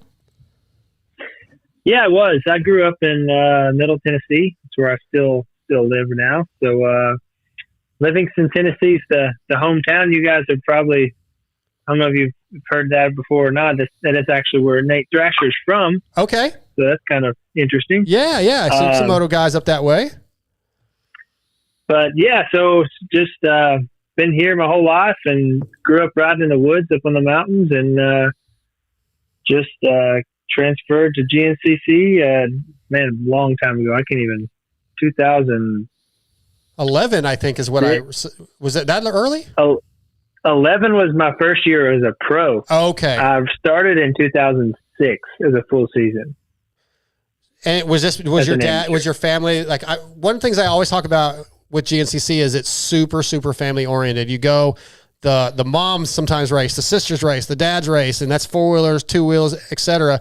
So was this how it was with your family? Was your dad racing and your whole family into it? Actually, no. My dad rode. I grew up riding with him, but no, he never raced GNCC or anything. He raced some local series back in, I guess, the 80s. But wow. So just kind of we just kind of raced local stuff, and then it's like, well, we're doing pretty good for local stuff. So he's like, let's go give it a shot in the bigger world. And we just kind of it was all for fun. It wasn't ever to become a professional. And it just kind of just went along with it. Did you rode the wave? Did you start getting recognition pretty early as an amateur with results? I mean, I know, like, the GNCC doesn't really, off-road racing doesn't really get the acknowledgement and the support that moto does, and I really believe it should. But were you getting eyes on you and getting a little bit of help in those early days? Yeah, I think it was kind of. I did. I started as an amateur, and I won several. I won a 250B and then a 250A, and then 4 years of. 4 overall or 4 A-class championships in GNCC until I won the overall amateur. And then that's when I moved up in 2011. So I definitely had some good results there and had support from KTM early on and my amateur 250A days. And then I went, Kawasaki gave me some support in my open A days. And so, yeah, definitely had some support at a younger age, but it was very tough to get back then, especially. I would think so. I would think it's still a little difficult. Yeah, it definitely is. I mean, off-road is definitely a little different world, but yeah, there's good support in it now. I feel like there's more support now than there ever has been. Nice. You said that you did it on Super Minis, right? Did you say that? Or did you start on big bikes? So I started on Super Minis. Oh, okay. Yeah. That's a Super Mini in the woods like that on those courses sounds terrifying. I'm just gonna be honest with you. That sounds terrible, especially at a younger age. Like, what was it like racing those courses on a little bike? It's the courses are shorter. So like for the small bike classes, they 5-6 mile track, 4 to 6 mile track, and they run you on a lot easier stuff. But I mean, it's cool because, the tracks at a local level racing the super minis and stuff is you're racing on just a dirt bike track. So that's not been touched by anybody all weekend because you're like the first race on Sunday. And for that, or for the GNCC on the mini bike, you're racing after the ATVs have raced all day on Saturday. So the tracks are destroyed. They're super gnarly. Yeah, it's I've done 4 GNCCs now, I think. I've done Ironman twice, did Big Buck this year, and I did Wild Boar last year, and I'm doing Ironman in a few weeks. But yeah, again, I'm not off-road guy at all, but I love doing it. But the tracks after the four-wheelers are pretty destroyed. I know they go out and they usually work some sections, but when you walk that thing or ride it on a mountain bike, I just wonder how the hell I'm going to even survive. That is what makes it so cool, though, is because, we don't, I know I always talked for years, like, oh, we want to race before the quads, before the ATVs, and it would be cool to do a few times, but then again, it makes such a good course usually. Like, you get so many more lines and the track's already kind of broke in, and, for the most part, it's very raceable. Yeah, for sure. Let's talk about 2024. Currently, I believe you're second points. I think Jonathan Gerard, has he already wrapped it up? It looked like by the points he has to have already wrapped it up. He has wrapped it up, yeah. Okay, I thought so. But you are only 7 in front of Stu Baylor, so Ironman is very important. So I guess the goal is to beat Stu, and that's the number one priority at Ironman, or do you kind of prioritize some other things differently? No, so actually I am second in XC1, but I am third overall right now. Oh, so that's big. Yeah. It is big, but it is still a very big race for me as far as points go, because I'm 7 ahead of Stu and I'm 7 behind Grant Davis after the last race. Because I actually won the last race, but Grant won the overall. Yes. We just had him on a couple weeks ago. Yeah. Yeah, so that's why I raced him so hard the last race, because we are literally racing for overall right now. Me and him are. So he's got me by 7. I have Stu by 7. So it's like I'm right in between, and it just depends on how the day goes. Well, you just need to go win. That's really what you need to do. That's it. Yeah, you need to win, and then let the cards fall where they may. That's it. So that's our plan, and that's our goal every weekend. But we'll see how the day goes. Yeah. So the title in 2022. Was that like an expected championship at that point in your career? Were you one of the guys that like, hey, it's time to win? I wouldn't say it was fully expected, because until that year I hadn't won a race. I've been close many, many times. I've had a long career, and it's just never been that. I never had that extra, and toward that. When that year started, we felt good. We really were making progress with the bike and the team. And, Ben ended up getting hurt. Ben Kelly ended up getting hurt earlier that year. And, I seen the opportunity. I'm like, it was like around 6 or 7. I was like, you know what? I can win this thing. Like, I done the math, we added it up. We're like, we can actually win this thing. And kind of laid a plan out, for what we needed to do to make that happen. And we knew we had to win a race or two that year and then be on the podium every single race. Yeah. And we could do it. And that's kind of how it unfolded. And the plan worked. Yeah. I mean, sometimes consistency is, they do say, right, consistency wins championships. And did I hear you right? You had not won a race before the 22 season? No. So the 20 and 21, when you got third overall, no wins. That was once again just consistency. Yes. Wow. Yep. Yeah, there you go, Scotty. Yeah. Yeah. So that's been the biggest thing of my career is consistency. Like just being race to race to race. And I've not won as many races as other guys, but I've been at more races than probably any other guys. Well, yeah. When you sit here and look at 20 third place, 21 third place, 22 first place, 23 fourth place. This year looks like second overall, as long as Stu doesn't beat you by 7 points somehow, or make up to 7 points. So that's a lot of consistency, and that's a hell of a career from just those last 4 or 5 years. That's impressive.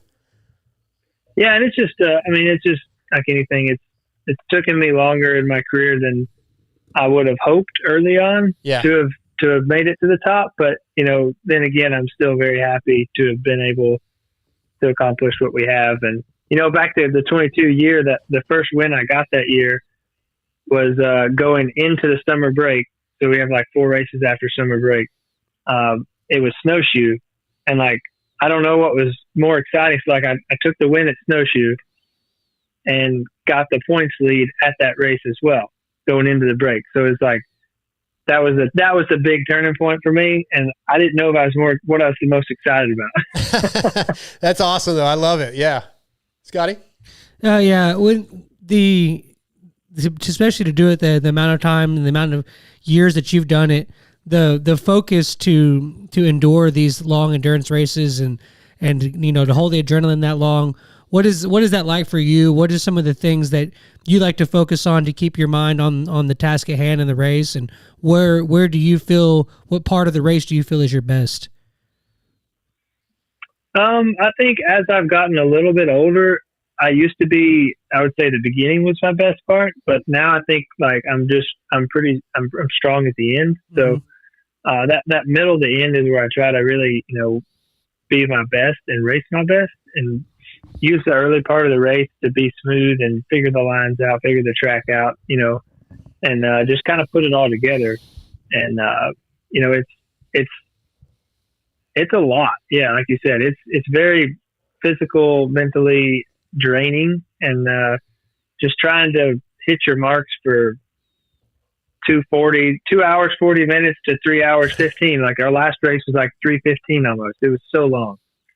And I mean, like that's an eternity to be out there just racing as hard as you can. Just, I mean, in the red zone. Yeah, you're right. Cause I've again done the amateur for 2 hours and I'm not in the red zone and it's a lot. So when I see you guys in the top level or even the women, when they're in the, in the morning program with me, wide open, all out for 2 or 3 hours. There's a lack of recognition for how good you guys are, I think, from the average fan. It really is. It's sad, honestly. Yeah. So I want to ask you about that in a minute, but you had a question, TJ? Yeah. So I haven't got a chance to go to one of these events yet, but you hear it all the time about the huge turnout, all the people, all the family. And then I look at the results and I see like 16 to 20 riders in the pro class. And I was just curious from somebody who started racing them, young like you did and working their way into the pro classes, like what's the disconnect between so many riders and so many people and then there's less than 20 riders in the pro class? Yeah. So, I mean, those guys, most generally, like as I was growing up, especially your top pro riders in GNCC were always the best guys from their area of the country. And I wouldn't say it's like that as much now. I feel like it's kind of everybody lives in more central areas. Like you got a lot of good guys from South Carolina, North Carolina area over there. And then you've got a lot of them from up around Morganton, West Virginia area, like all around that area. So it's kind of like you've got few different areas of the country, that seem to just breed good riders and pro riders. And I think it's the racing that they're involved with at a younger age and locally that makes them, that helps get them there. But to be there in a GNCC, like to be there at that level with that many people there, it's very hard to do because there's so many people and you're trying to filter your way through. But at the same time, it's like you really gotta want it. I mean, you gotta make everything count to get there. I mean, it's a lot. It's a lot of sacrifice and a lot of stuff. And just like any sport, if you want to get to the top, you gotta really buckle down to get there. I just made me think of, it's funny, like he was mentioning the pro class will have like 16, but like the plus 40 intermediate will have like 52 or something. Yeah, that's what I was kind of. Yeah, something crazy like that. So, and you have to race those guys. Do you have any, like, are you pretty good about getting around guys in front of you? Are they pretty good about getting out of the way? Has it ever cost you a race? Anything like that? It's never costed me a race, but most generally, yeah, everyone's it's pretty good to get around people. Like if they, the best way to get around like lappers for me is not even let them know you're there. Like the quicker you can come up on someone and get around them without them knowing you're there, the less likely you are for them to like try to get out of your way, but unintentionally get in your way. Because that happens a lot. I can see that. Dude, I start looking. I'm looking back and looking for a way to get the hell. I'm looking. Yeah. Usually it's Rachel Archer. I'm like waiting for Rachel to catch me so that I know I don't have to do another lap, and I'm getting the hell out of the way. Yeah. Yeah, but it's so fun. Like if I've got a 1.5 foot window, and they don't know I'm coming, then I'm around and gone before they even know where to go. But do you understand how terrifying that is for the people you're passing? Like myself, like I would bet my heart rate would go from like 160, where it seems to normally be, to like 205. But like the thing is, like. I mean, I hate to say it, but like it's almost safer because so many times I've got tangled up and hit someone or crashed them or smashed my fingers off nearly on the side of their bars because it's like, just a miscommunication thing, like where they go right. Oh no, wait, there's something over there. They're going to go back left, and I've already committed to left, and like, it's just things happen very, very quickly. All right. So one of my questions I wrote down did you go ahead if you had more? Sorry. No, go ahead. You're good. Yeah, you're good. Based off the comment you just said, I was going to ask you hand guards or bark busters. Are bark busters even a thing anymore? There's one guy I know in the pro classes that runs bark busters, and that's Grant Baylor. He's the only one. All right. Why is that? Like, why I don't know. Not run them? Like, it seems like it would be important when you're going through trees at Mach 20. Y'all have like fancy better hand guards now, right? That are like more sturdy. They're pretty stout. Yeah, I mean, I just use the factory ones that come on the, like the big wide shields that come on the gas, and I think they come on the Husky KTMs too. Yeah, like they're good. They mount to the clutch bolt. They're solid.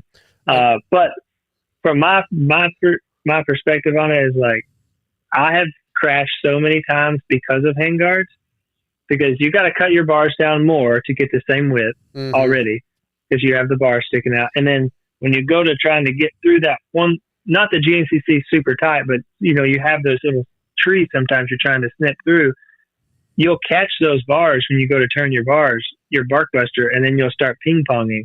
Yep. And you'll actually crash more. Yeah. And TJ, like, we hit all the trees. Yes. These guys, they're pretty talented. Well, it's like a lot of the pros don't wear like neck braces and some of the safety gear, but they also don't weed themselves every time they ride. Exactly. Jordan, a couple other questions I have, like 2 strokes versus 4 strokes. In the tight woods, seems like a 2-stroke would be better off. And I was watching some of your videos, and it seems like when you go play ride, I think some of the videos I've seen you were play ride and you were on 2-stroke, but it looks like when you race, you're on a 4-stroke. What's the decision there, and what do you prefer, and for what instances do you prefer one or the other? Yeah, for anything GNCC, I'll always be on a 4-stroke. But for practicing, I love to ride like hard enduro, and I love to just go out in the mountains and just explore. And I'll always be on my 2-stroke. Like, I love a 2-stroke. There's just so much to learn and so much to, I don't know, just the feeling of riding a 2-stroke. It's just awesome. But the 4-stroke is just so planted and so good in that GNCC style of racing. Like the tracks where they're so rough and so fast, like so similar to moto in some standpoints, like as far as the intensity and like the cornering and stuff. So you just got to have it for stability and everything. Do you, since you're on an Austrian brand, you were on Husky, now Gas, do you ever ride the 350 for anything? That's what I actually race. Oh, okay. All right. Well, I'm on a KTM 350 right now. So that is the weapon of choice for, I think, everyone who rides an Austrian bike rides a 350 and XC1. Oh, okay. Well, I did not know that. So yeah, we learned something new. To me, that's I won my championship on a 450 actually. Oh, but I have went to a 350 since then. But you still feel you're better off on the 350 because of the engine package? Yeah, because that was kind of I didn't have factory service engines or anything, factory motors or anything when we were on the 450. Yeah. So that was basically a stock bike, just kind of built to the way I wanted it. And now the 350 that I'm riding, I mean, they're fast. Oh, absolutely. they're so fast, and the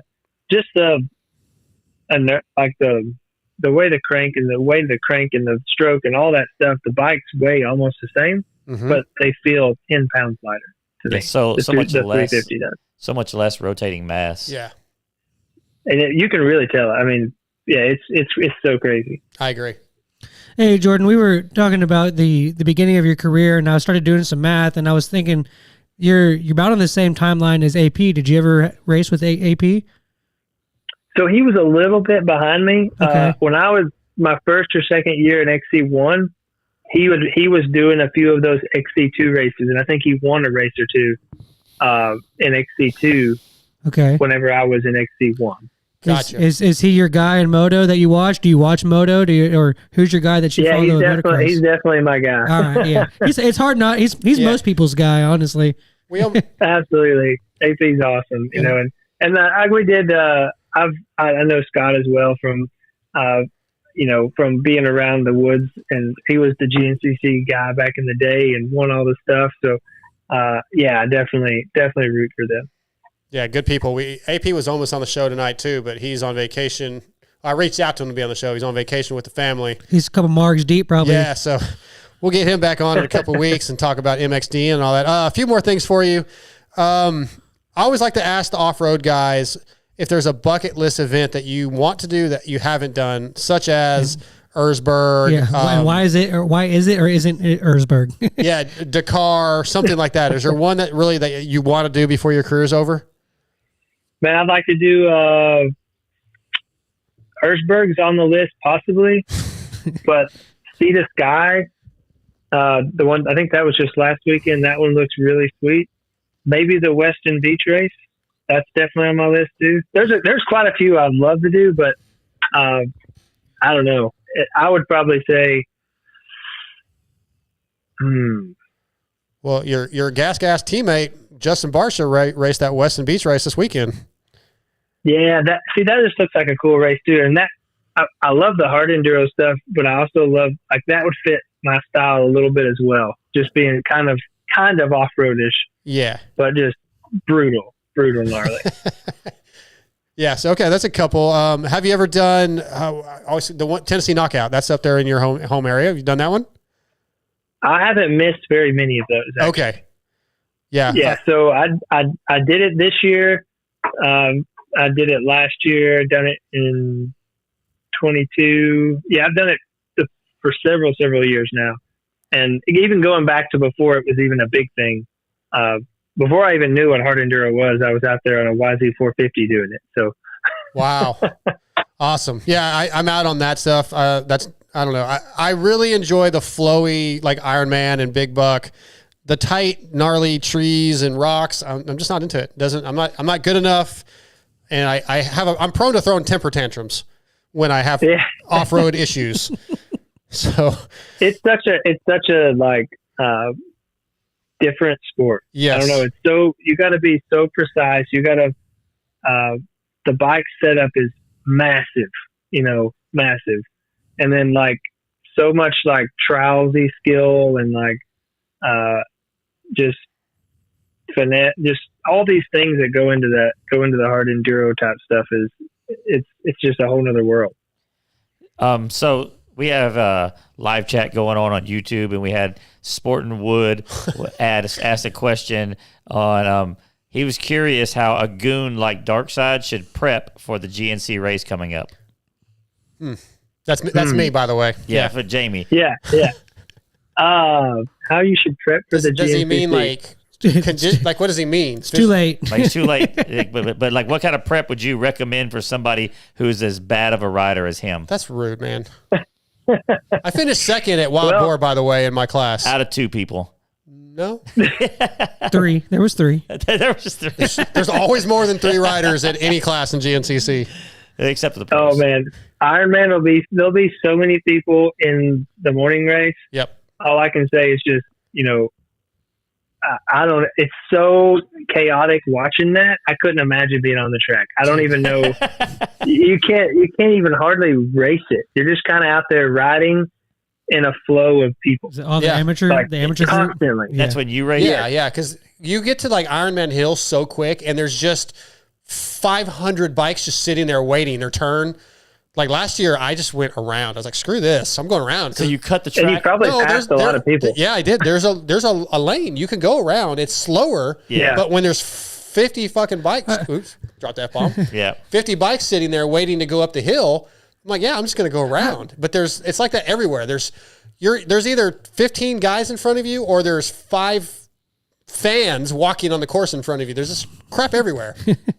Yeah, I think if there was one thing I could say to do, take anywhere you got like options at that track and you're racing in a group like that's that big, take every option lane you see and you'll probably get around people. Yeah. That's whatever actually, looks longer around is going to be, you probably pass somebody.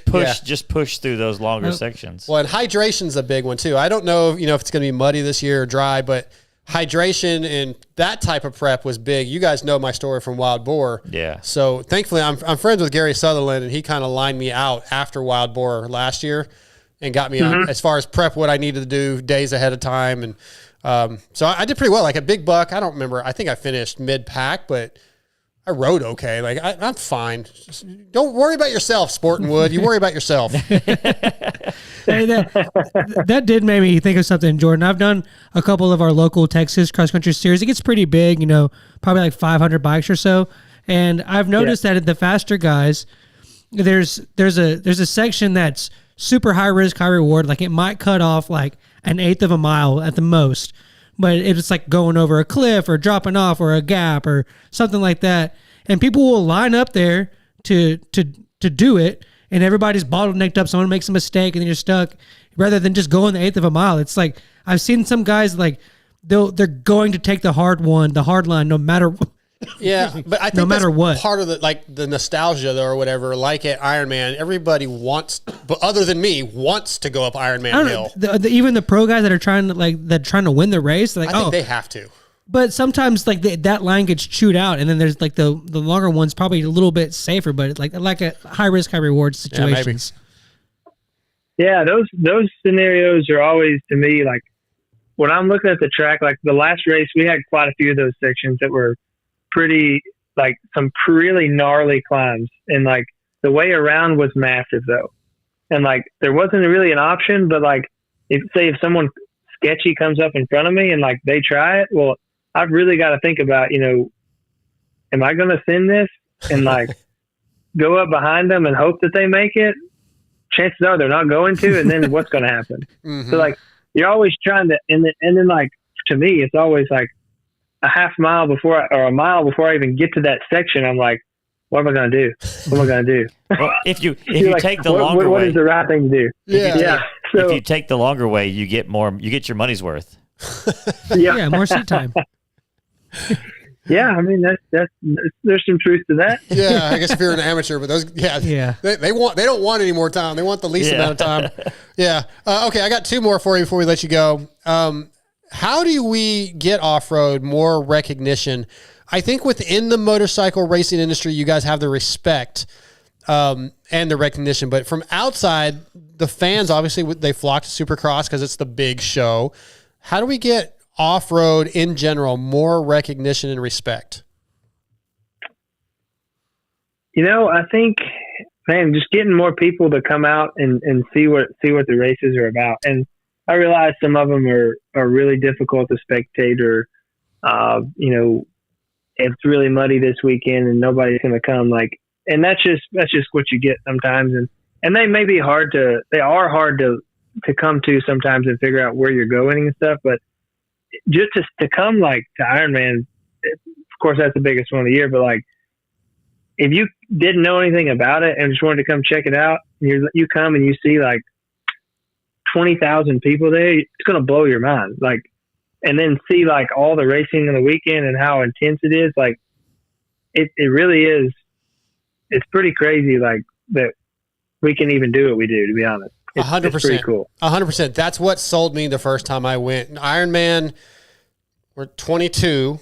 Yes, 22 would have been my first event. That was the year it was real dry, I think. So like 2 years ago? Yeah, 22. Yeah, that was my first time ever to go to a GNCC, and I was blown away. I enjoyed the riding, but the camaraderie of the riders, the fans, the families, that was just like, I was like, this is awesome. And TJ, going back to your question earlier about less riders in the pros versus the amateurs, I think it's just like when we go to motocross, right? There's 100 people in the plus 40 class. There's 100 people in the plus 50 class. So you have thousands of riders all together, and very few of those guys can ride in the pro class. So I think that's why those groups are so much smaller. Well, I look at it as a difference because that pro class that he's in would be like our top our top riders where they have more people signing up at. I see what you're saying. So they cut it off at like 60, and there's guys that want to race them but can't. And so I was curious why there's so big turnouts of amateur racers. But then they don't transition into the pros. They never seem to transition to the pros where you get 15 guys riding the pros. I think like that's part of lack of just support, you know? Yeah. It's so many people can get to a certain point on their own or with their family's help or whatever, but whether it be lack of, knowledge on how to get better or bike setup or this or financial support, whatever, I think that's the big holding back. Of everything. Yeah, that makes sense. I do think that the influence of the drone and the drones being able to coverage has taken GNCC into the next step. Still a long ways to go, and maybe they'll get better where they can do more with the drone footage, but I feel like that, I don't know if Jordan, if you agree, I feel like the drones have kind of stepped the game up a little bit. They definitely have. It definitely allows, and especially like when we have the races early in the spring and then late in the fall, like you can see so much more of the race when we don't have the foliage on all the trees and stuff. Like, you can almost they can almost follow the leaders around the entire track. Even though it's kind of splotchy, it's still, you're seeing what's happening in real time. 100%. Yeah, because I remember watching the old racer TVs like from like early 2000s. Guy just goes by. Yeah, you just it's like a stationary camera. 5 cameras, and it's like a 30-minute show, and you just see like one section. Like you see like 200 yards of this 10-mile course. Yeah, I remember that. Yeah. Last topic, ISDE is going on right now. I have not seen the scores updated since today, but as of yesterday, day one, USA was second overall. I think second in men's. Women were first. Junior, I think we were second. Have you ever done ISDE? Have you been asked to do it? What are your thoughts on ISDE? And give us your rundown on the team. Yeah, no, I've never done the ISDE. It's not really something I've been super, pushed into doing because it's kind of. I'm sure you guys are familiar with like the sprint enduro stuff. Yep. Sprint enduro format in the races. So I raced them several years ago, but it's just not something that's really doesn't fit me that well, I would say. Okay. So I've never really made a big push to try to get in to go. But man, those guys they're so good at what they do. We got an awesome team this year, and I think they're really going to kill. They are killing it, but it's a whole other type of racing than GNCC. Yeah, for sure. So racing the clock and racing the time and the test like that and then working on your bike, after you're done each day for 15 minutes, like it's pretty crazy. Like, how much there is to do that this week. It's pretty incredible. Yeah, it's really cool. I'm going to keep our eyes on that. So good luck to Team USA and all the riders, and even again, like New Zealand, Rachel Archer has been on the show many times. She's doing well. So good luck to all those riders. Everybody stay safe. Jordan, it's been great getting to know you a little bit. Thank you for coming on. I'm definitely going to come by and introduce myself in person at Ironman. I'll be out there with the Yamaha for their intro and all that. So I'll swing by, and I'd love to just say hi to you. Yeah, absolutely. Well, love to meet you, and have a good race and good luck. All right. Appreciate you, man. Good luck to you too. And we'll talk to you soon, buddy. Thanks for the opportunity. Yes, sir. That's Jordan Ashburn tonight, brought to you by Guts Racing. Dude, the off-road guys are the best, dude. They're so much fun to talk to. Oh, yeah. Off-road guys and Aussie guys. Like, they're always chill. Yeah, I feel like we could have gotten into a lot more with him and kept going. Yeah, he went Both the interviews tonight have been good. They've both gone long. Yeah, I had a lot more stuff that I wanted to get into, but we're gonna, just so you know, since you're running the YouTube stuff, we're gonna check-in. We're gonna probably skip that. We're gonna get Vince Pale on with T-Boat USA in just a minute. Okay. Not yet. First, I wanna thank ETS Racing Fuels. I mentioned recently that we're gonna probably start doing a new segment with them, and I talked to Hudson Short, which is Andrew's son, nicknamed Turd, and we're gonna do once a month, probably Turd's Takes, where he comes up with his thoughts, and it's going to be brought to you by ETS Racing Fuels, but his thoughts on something, whether it be an amateur race he's at. If I had thought about this ahead of time, we could have got his thoughts on MXDN and certain riders not going, certain riders choosing to go, but we'll have topics, Turd's Takes. So it's going to be the ETS Racing Fuels Turd Takes once a month. But right now, ETS Racing Fuels was forged from the heat of competition of nearly 30 years ago, developing purpose-engineered fuel for high-profile teams in highly competitive series. We have been the power behind many podium wins ever since. Teams using ETS Racing Fuels have won more than 50 national and world championship titles, and we continue to forge new alliances and partnerships across motorsports. ETSRacingFuels.com. Find out where your local distributor is. If you're looking for racing fuel, ETS is the way to go. I've got a delivery coming tomorrow, actually, with some ETS Racing Fuels. And it's used by teams like Factory KTM, Rockstar Husqvarna, TLD Gas, PRMX, Mad Parts Kawasaki. Freddy Noren was just on. Team Solitaire. And coming in 25, a bunch of new teams we'll let you guys know about. Very high-end teams going to ETS Racing Fuels. So we appreciate those guys. Let's see how much time we got. We've got a few more minutes for him. So can you jump to Barnett Clutch Performance of the Week? Oh, I thought we were going into the... Yeah, well, I got a few more minutes before we get to him. So Barnett Clutches. Yeah, okay. Barnett Clutches. With 75 years of experience behind them, Barnett Dirt Digger Clutch Kits feature friction materials exclusive to Barnett for maximum performance and durability. Get 10% off with promo code VITALMX, all caps, at barnettclutches.com, and feel the Barnett difference. If you guys are riding a lot, you're going to burn up clutches eventually. Barnett Clutches, use that promo code, support the show. Save some money getting the best clutch kit on the planet, right? Really good clutch. Yeah, they're very good. So use them. Not a lot of racing that we actually watched this weekend, so clutch performance. I'll go ahead and give mine. I went with the 49ers over the Seattle Seahawks. Hell of a game. We're back. Yeah. We got Kansas City in 2 weeks. That's going to be a big one for us. And then Conrad Muse for winning that Weston Beach race, going out there and crushing that thing. That's pretty cool. So those are my clutch performances. I thought about giving it to Shane McElrath, one of our friends of the show, but sorry, Shane, didn't get it this week. Either one of you got anything? Well, yeah, Dino going 1-1. Night one, yeah. You know that's what I mean? A good one. Starting it off, kind of throwing down the hammer a little bit there, right? Yeah, for sure. I like that. I was like I said, I was watching Dino's GoPro. Yep. And it definitely seems like him and Savachi and those guys, whether it's the Aussie or whatever race they're doing, when it's different when they're in the lead, when there's a chance for them to win it. It seemed like I've seen a lot of Dean Wilson GoPros, and it seemed like his effort and his intensity was higher than you see maybe sometimes. I mean, that makes sense, I guess, if you're running 10th or 12th. Yeah, you're kind of yeah. But first, you're like, yeah. Do you have a Barnett clutch? I wish I could say it was the Cowboys, but that was not clutch at all. I actually watched a football game. Yeah. My cousin was over hanging out with my mom this weekend, and they couldn't get the football game to play at their house or something. So I was able to put it on my TV. And then I realized it wound up sticking me watching the game because, I had stuff to do outside, but they were at my house and kind of wanted me to hang out. And, wow, football's still just as boring as it has ever been. I just don't understand that. But I don't even know why we let him talk about it. I don't either. I don't understand. It's so terrible. It's a dumb game.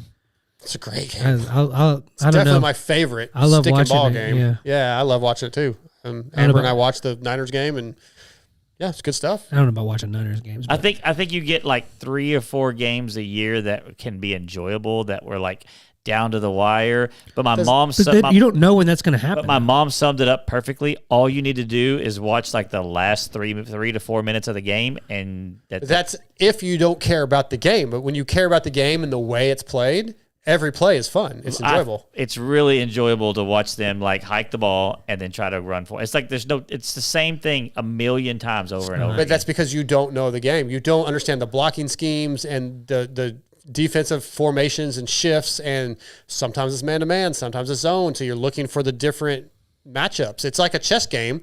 It's actually very so boring. The science or whatever of the battle. It's like going to war where you're like trying to decide what's this guy going to do and how do I beat that guy. And there's a lot of it's so boring. I mean, you're boring and you're also kind of an idiot, so that doesn't really help at all. It's not very nice. I mean, I felt like it was nice. I could have been more honest. Does he just take like he's almost like a hipster. Like he just takes like the opposite of I've what. always hated football. There's just no anything. Anything that's popular. No, I like popular things. No, you don't. Name I one. like In-N-Out Burger. Love In-N-Out Burger. But you always say it's ridiculous that people do that. It's just you've said that it's just the. No, it's a good burger. Not a food. Name like a pastime or something. Well, we got our next guest on. We can come back. Okay, we'll come back to this. We got so many subjects to come back to, but let's just jump right into this real quick. We're going to do the T-Bolt USA top 5, but instead of me doing the read, we're going to introduce the owner of T-Bolt USA, Vince Pale. What's up, Vince?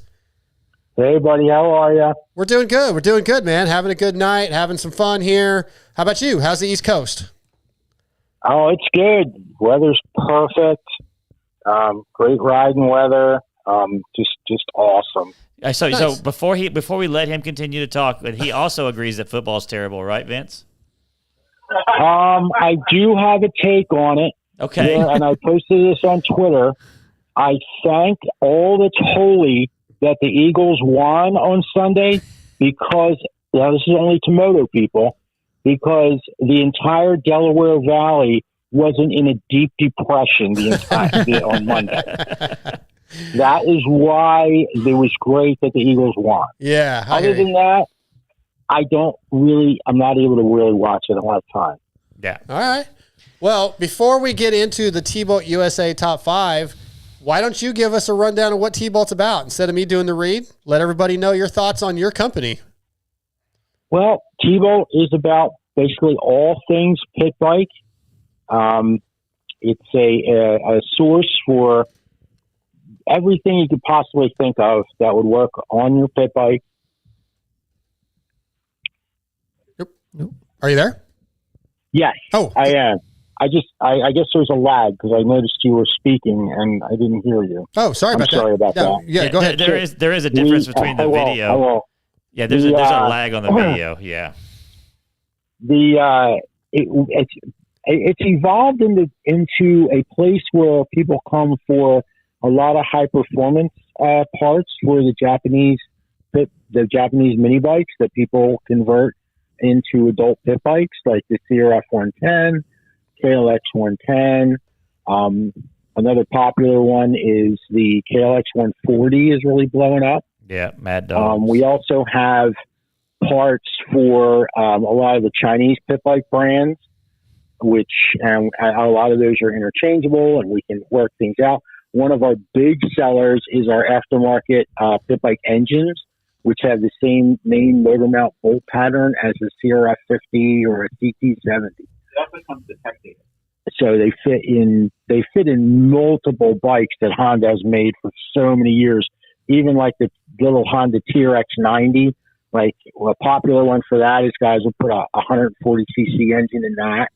Hell yeah. So it's kind of a big hop up where they buy like the whole performance engine package. And there's also a big tech database that I've built over the years. You know, I tell people how to set their rings and which ring goes in the right place and how to do your valves and all kind of stuff. Timing, how to do your timing, how to know your cams in there the right way. So there's a lot of stuff, how to adjust your clutches. How to measure things because people don't understand that that it's a metric motorcycle and you need to measure things in millimeters. right. Lots of information then.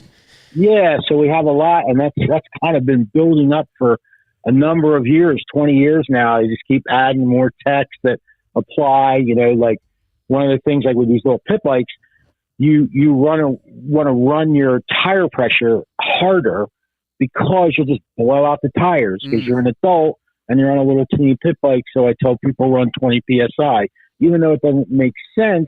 It makes sense in the real world because then you don't get flats all the time. Yeah, absolutely. Well, everybody, if you guys are into pit bikes, need pit bike parts, have questions, anything to do with pit bikes, tboltusa.com is your place for that. And Vince, we appreciate you being on and supporting the show. And like TJ's a big pit bike, what's the word I'm looking for? Enthusiasts. They are a lot of fun. Yeah. We enjoy riding pit bikes at your house. Thank you so much for that. But yeah, I want to get you on here, talk about it just a little bit. And there's also a really good, if I do say so myself, industry insights on Vital MX that I did with Vince about T-Bolt USA. So you guys can go check that out. I wanted to get you on here for the top 5 this week, which is not a topic that you are a big fan of, I don't think, because you said you weren't I know TJ's not a fan of horror movies, but I don't really care for them either. We were doing top 5 horror/thriller villains. So Vince, you did not say /thriller. Well, he did in the group message. If you had just read. You're not in the iPhone group message. Yes. Okay. Hey man, it's on you, dude. Get an iPhone. Get an iPhone. Sorry, Vince, why don't you give us your list, your top 5? And you said that we might make fun of you because some of these are going to be a little older. So let's see where it goes. Okay, so I only have a couple. That's fine. And this might be weird, but Jim Carrey and the Cable Guy. That's a good one. That's not bad. Okay. I like that. That's a really good one. I also have Firestarter. So I always thought that was scary. The movie, the Stephen King movie with Drew Barrymore. Drew Barrymore, yeah. And then just for fun, the Scranton I know you're talking about. Strangler. Yeah, that's a good one. That's good. That's a good list. I like it, Vince. That's what I came up with. Frickin' Toby. Hey. Toby was the Scranton Strangler. No. Yeah, he was. Yep.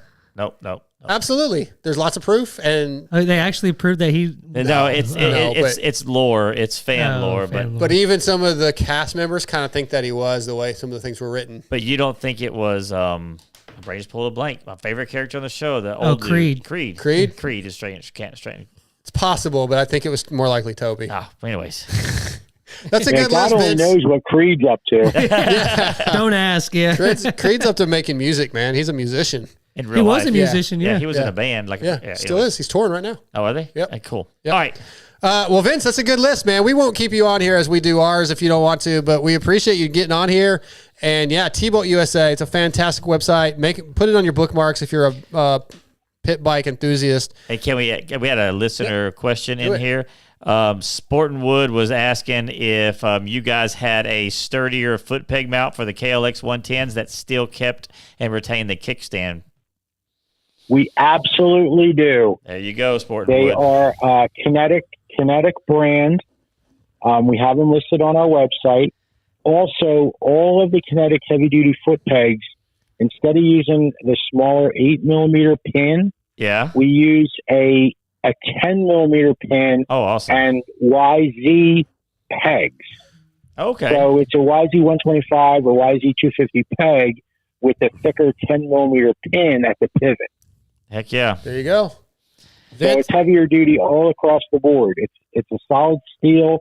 And we have it with an up sweep, so it actually pulls your pegs back because it's straight across. Yeah, I actually gotta have to buy with a kickstand mount as well. I'm gonna have to buy one of those because my KLX 110 has the another brands that doesn't have the kickstand mount, and I didn't know y'all had that either. So yeah, I guess we'll give. Vince can give Sport and Wood a discount and then add that discount on to TJ's order. So it costs me more. I appreciate it. Yeah. Well, I know TJ and I have spoken over Instagram. Yes, sir. But there's also the best way to get, honestly, the best way to get a hold of us. There's a text message right on the front of our store. Oh, that's cool. Okay. And that goes to both me on my cell phone. It's not my personal cell phone, but it comes to my phone. My son has it set up that way. And then my other salesman, Rob. So we are constantly monitoring that text. So that's the best way to get a hold of it. That's a good idea. And it's super easy. And that number is 704 T-Bolt US. That's really cool. That's a good idea. I haven't heard of another company doing that. That's pretty cool. Yeah. So it's, it's pretty supportive. And if there's an emergency, I'm right there. So yeah. Awesome. Awesome, Vince. Hit bike emergency. So what you're It saying sounds is, a it's little like funny, in right? the middle of the night, whenever we're lonely, we just text that number for support. TJ,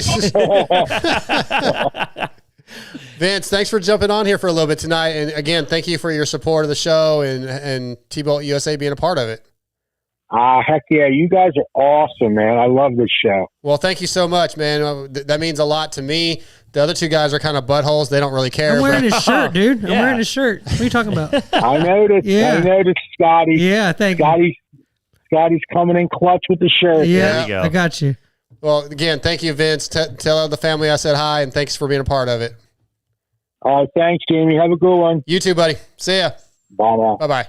That's tboltusa.com. That's a good list. I like it when a sponsor that we have is somebody that I have used for many years. Yeah, It makes me feel cool. That's So good. anyways. Okay, and just so you guys know, T-Bolt USA top 5 for next week.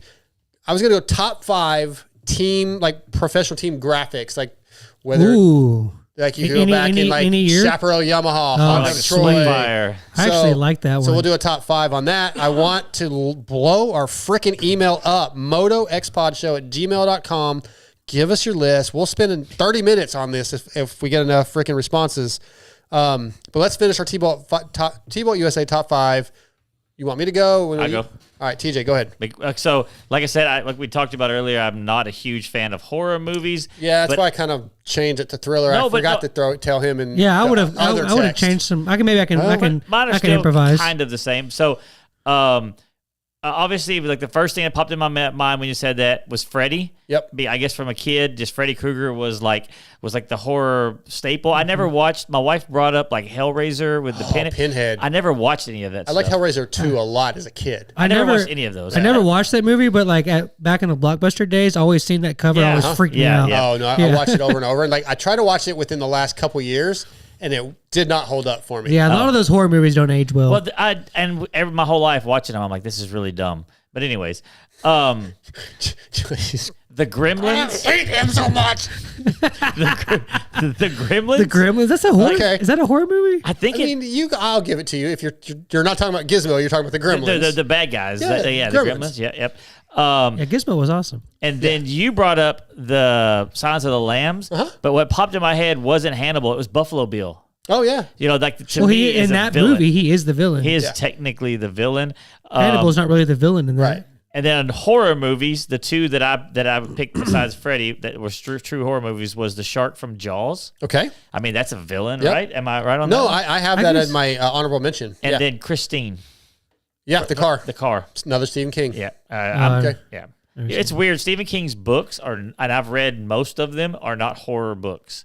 They always turn his movies into they're more thriller. Yeah, they turn suspense. his movies into horror movies. Yeah, some of it is like it would be horror. But if you read Christine, it's not like horror. Like right. Yeah. Anyways, that was mine. It's more. Yeah, he gets a reputation for horror, but most of it, even the movies, aren't to me horror most of the time with him. They're suspense. It's like suspense. Have you read Pet Sematary? I've read it, dude. Have you not looked at my bookshelf? No. I own every single hardback of his that he's ever wrote. Oh, okay. Dude, I was thinking about the Pet Cemetery, but like, who's the villain in that?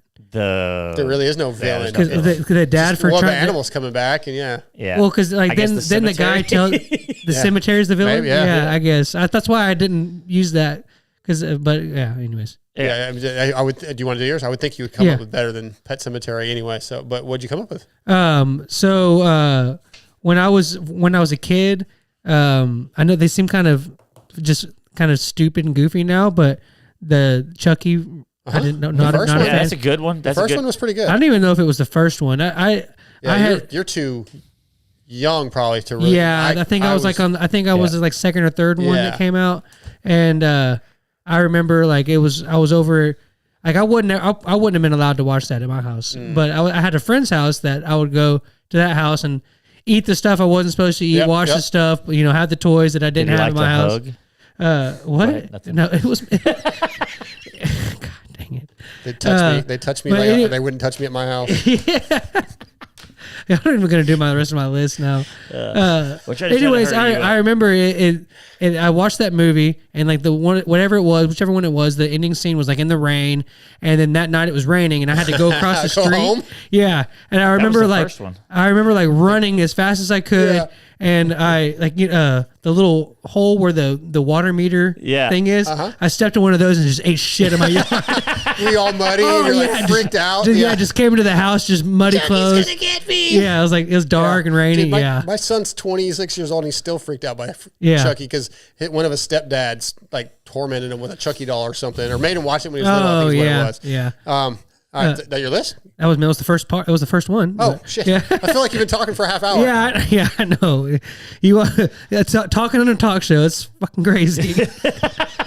Well, it's fine. You just talk forever. The ring, whatever the videotape or the girl or whatever's in the ring. That's a good one. I've seen the Hudson movie, but it's not necessarily just Annabelle, but that demon that's in it's the same demon that's in The Conjuring and Annabelle. Love The Conjuring. Did not like Annabelle. Yeah, but it's all the same story. So whatever that thing was, because that's real. So that's terrifying. And it's based off a true event. Well, those things, I mean, I'm not saying that every detail happened, but those stories happened. And then I'll do, if you're going to do thriller, then I would say The Joker off of The Dark Knight. Okay, I'll give you that one. That's just a villain. That's just a villain. Yeah, it's not really. I don't really consider it a thriller, but he said horror, thriller. Yeah, not action movie, but that's a thriller. Well, supposedly the new Joker movie was a horror. Like they did it so bad, it was terrible. Oh yeah, they turned it into a musical. No, I watched the first one. They did. That's what everybody said. It turned into what? They turned it into a musical. Oh, I don't know enough. The first one was good. My son said that everybody's saying it's bad. I watched it and then we just rewatched the first one. I watched the first one. Yeah, and I just rewatched the first one with Amber. And then but I haven't seen the new one yet. My last one is, and I'm drawing a blank on his name, but the guy from Texas Chainsaw Massacre. Leatherface. Leatherface, yeah. Yep. Leatherface. Okay. I went Freddy Krueger. He's my favorite slasher character of all of them. Yeah. So he's my favorite. I went with John Torrance from Shining, which was the Jack Nicholson version. Okay. Because he gets possessed and he gets possessed. And so I was about to say, I don't know if he's the. But go ahead. Well, I mean, I guess getting way in the weeds. Yeah, I mean, I guess demons or whatever took over the hotel. Yeah, which technically is, but the way he turns into the killer and tries to kill his son, drive him crazy. So tries to kill his wife, tries to kill. So I'm going to go with him. The movie The Strangers, just all the group that comes in and torments the family. They wear like these bags, like things over their heads. I've never seen it, but I've heard about it. It was pretty creepy. So I like those. I wrote Hannibal Lecter from Silence of the Lambs. I got a couple. Was he the villain?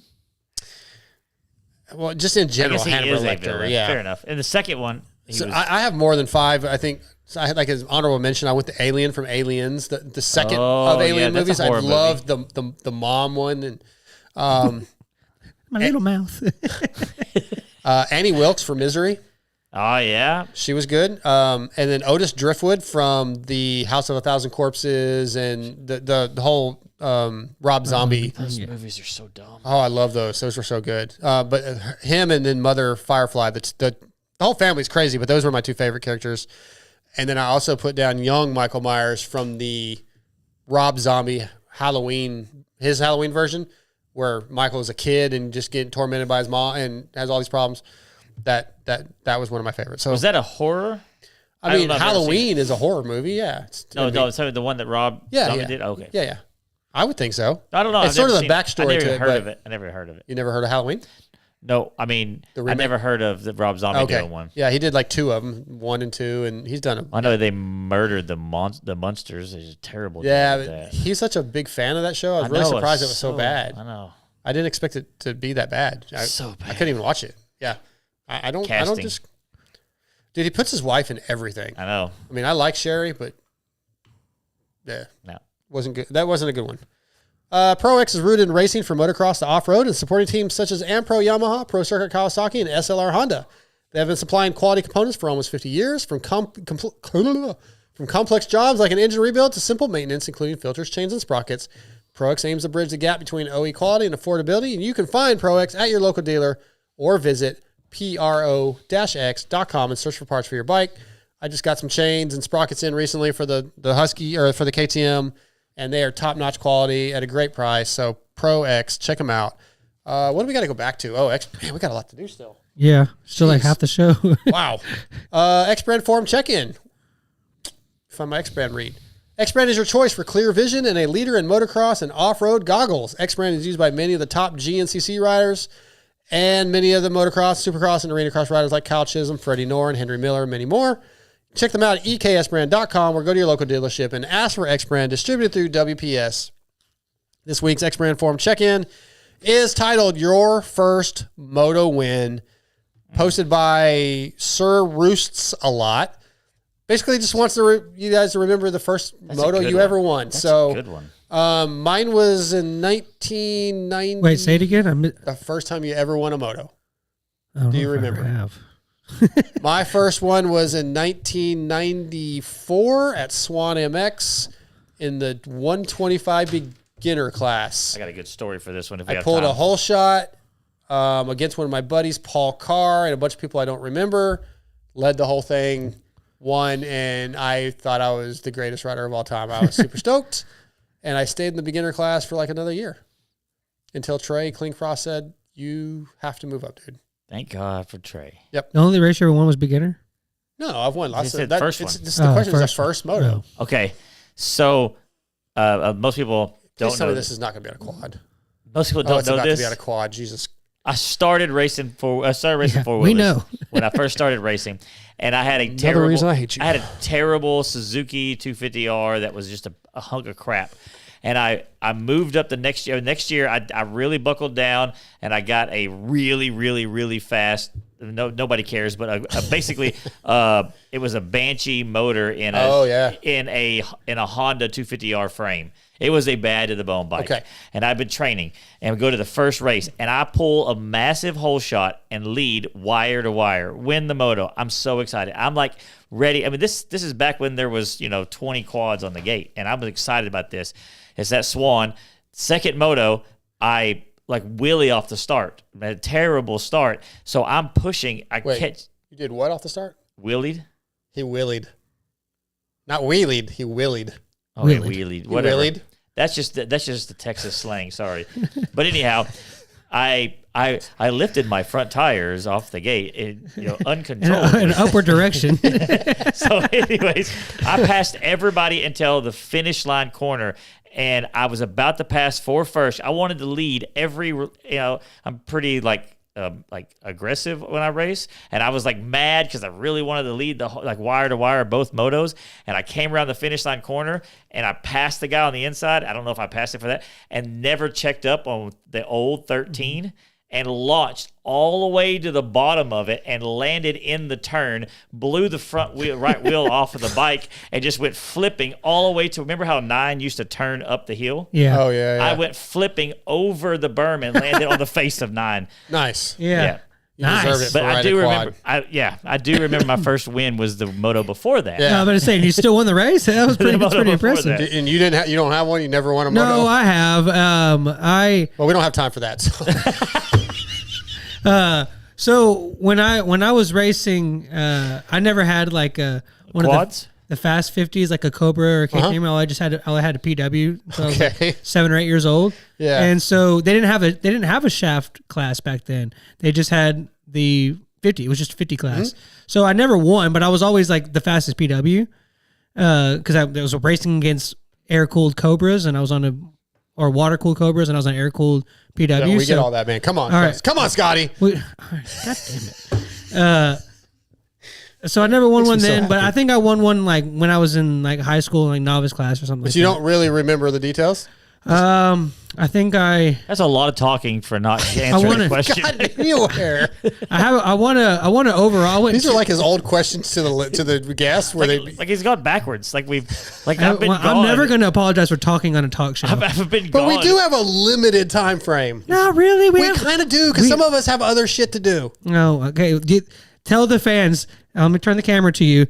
Say, I hate you, fans. Sometimes I hate you, fans. No, I don't really. But the show can't be 5 hours. We're not the Pulp Mech show. I wasn't going to take 5 hours. If we let you do all your answers the way you'd like to, it would be. I want to overall go in 2-2 when I was in 85s. And I remember I got my first place trophy. I was happy. What it really comes down to, that was great. That was good. But what it really comes down to is I just love how frustrated you get. Frustrated? Frustrated. He said Or frustrated. actually, You did. You said frustrated. I said frustrated. You said frustrated. Yeah. Write down. What's the timestamp? 2:20. I'm going to go back and double check that. And if I did, I'll use it later.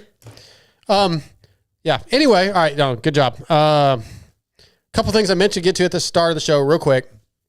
If you guys are in the Southern California area, can make it out to Glen Helen this weekend, there is a ride day at Glen Helen, in remembrance of one of the 6D co-founders. I have the new ATR3 sitting on the table here if you're on YouTube. 6D is no longer a sponsor of the show, but obviously they advertise on Vital, and just want to give a shout out to these guys. So one of the co-founders of 6D, Robert Reisinger, passed away after some injuries that he sustained. I think there were some internal injuries they sustained at Glen Helen, and they're having a ride day this weekend. You can go out there. All proceeds go to Robert's scholarship in conjunction with Road to Recovery. There's going to be some clinics out there. I think McGrath's going to be there. Emig's going to be there, I believe. There's a long list of guys that are going to be out there. If you're in the area, go check it out. It's going to be really amazing. It sounds like. I wish I was going to be around there. A lot of cool stuff. And and then, like I said, all the money goes to support Road to Recovery. So yeah, just go support that. That'd be great.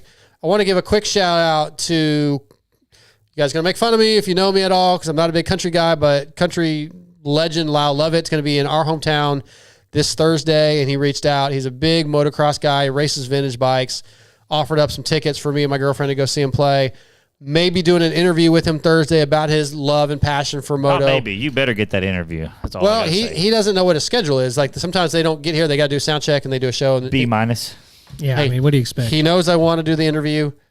So we're going to do our best to get one. If I get that, we'll put that up on Vital MX's YouTube channel once we get it all edited and all that. So yeah, I just want to shout out to Lyle Lovett.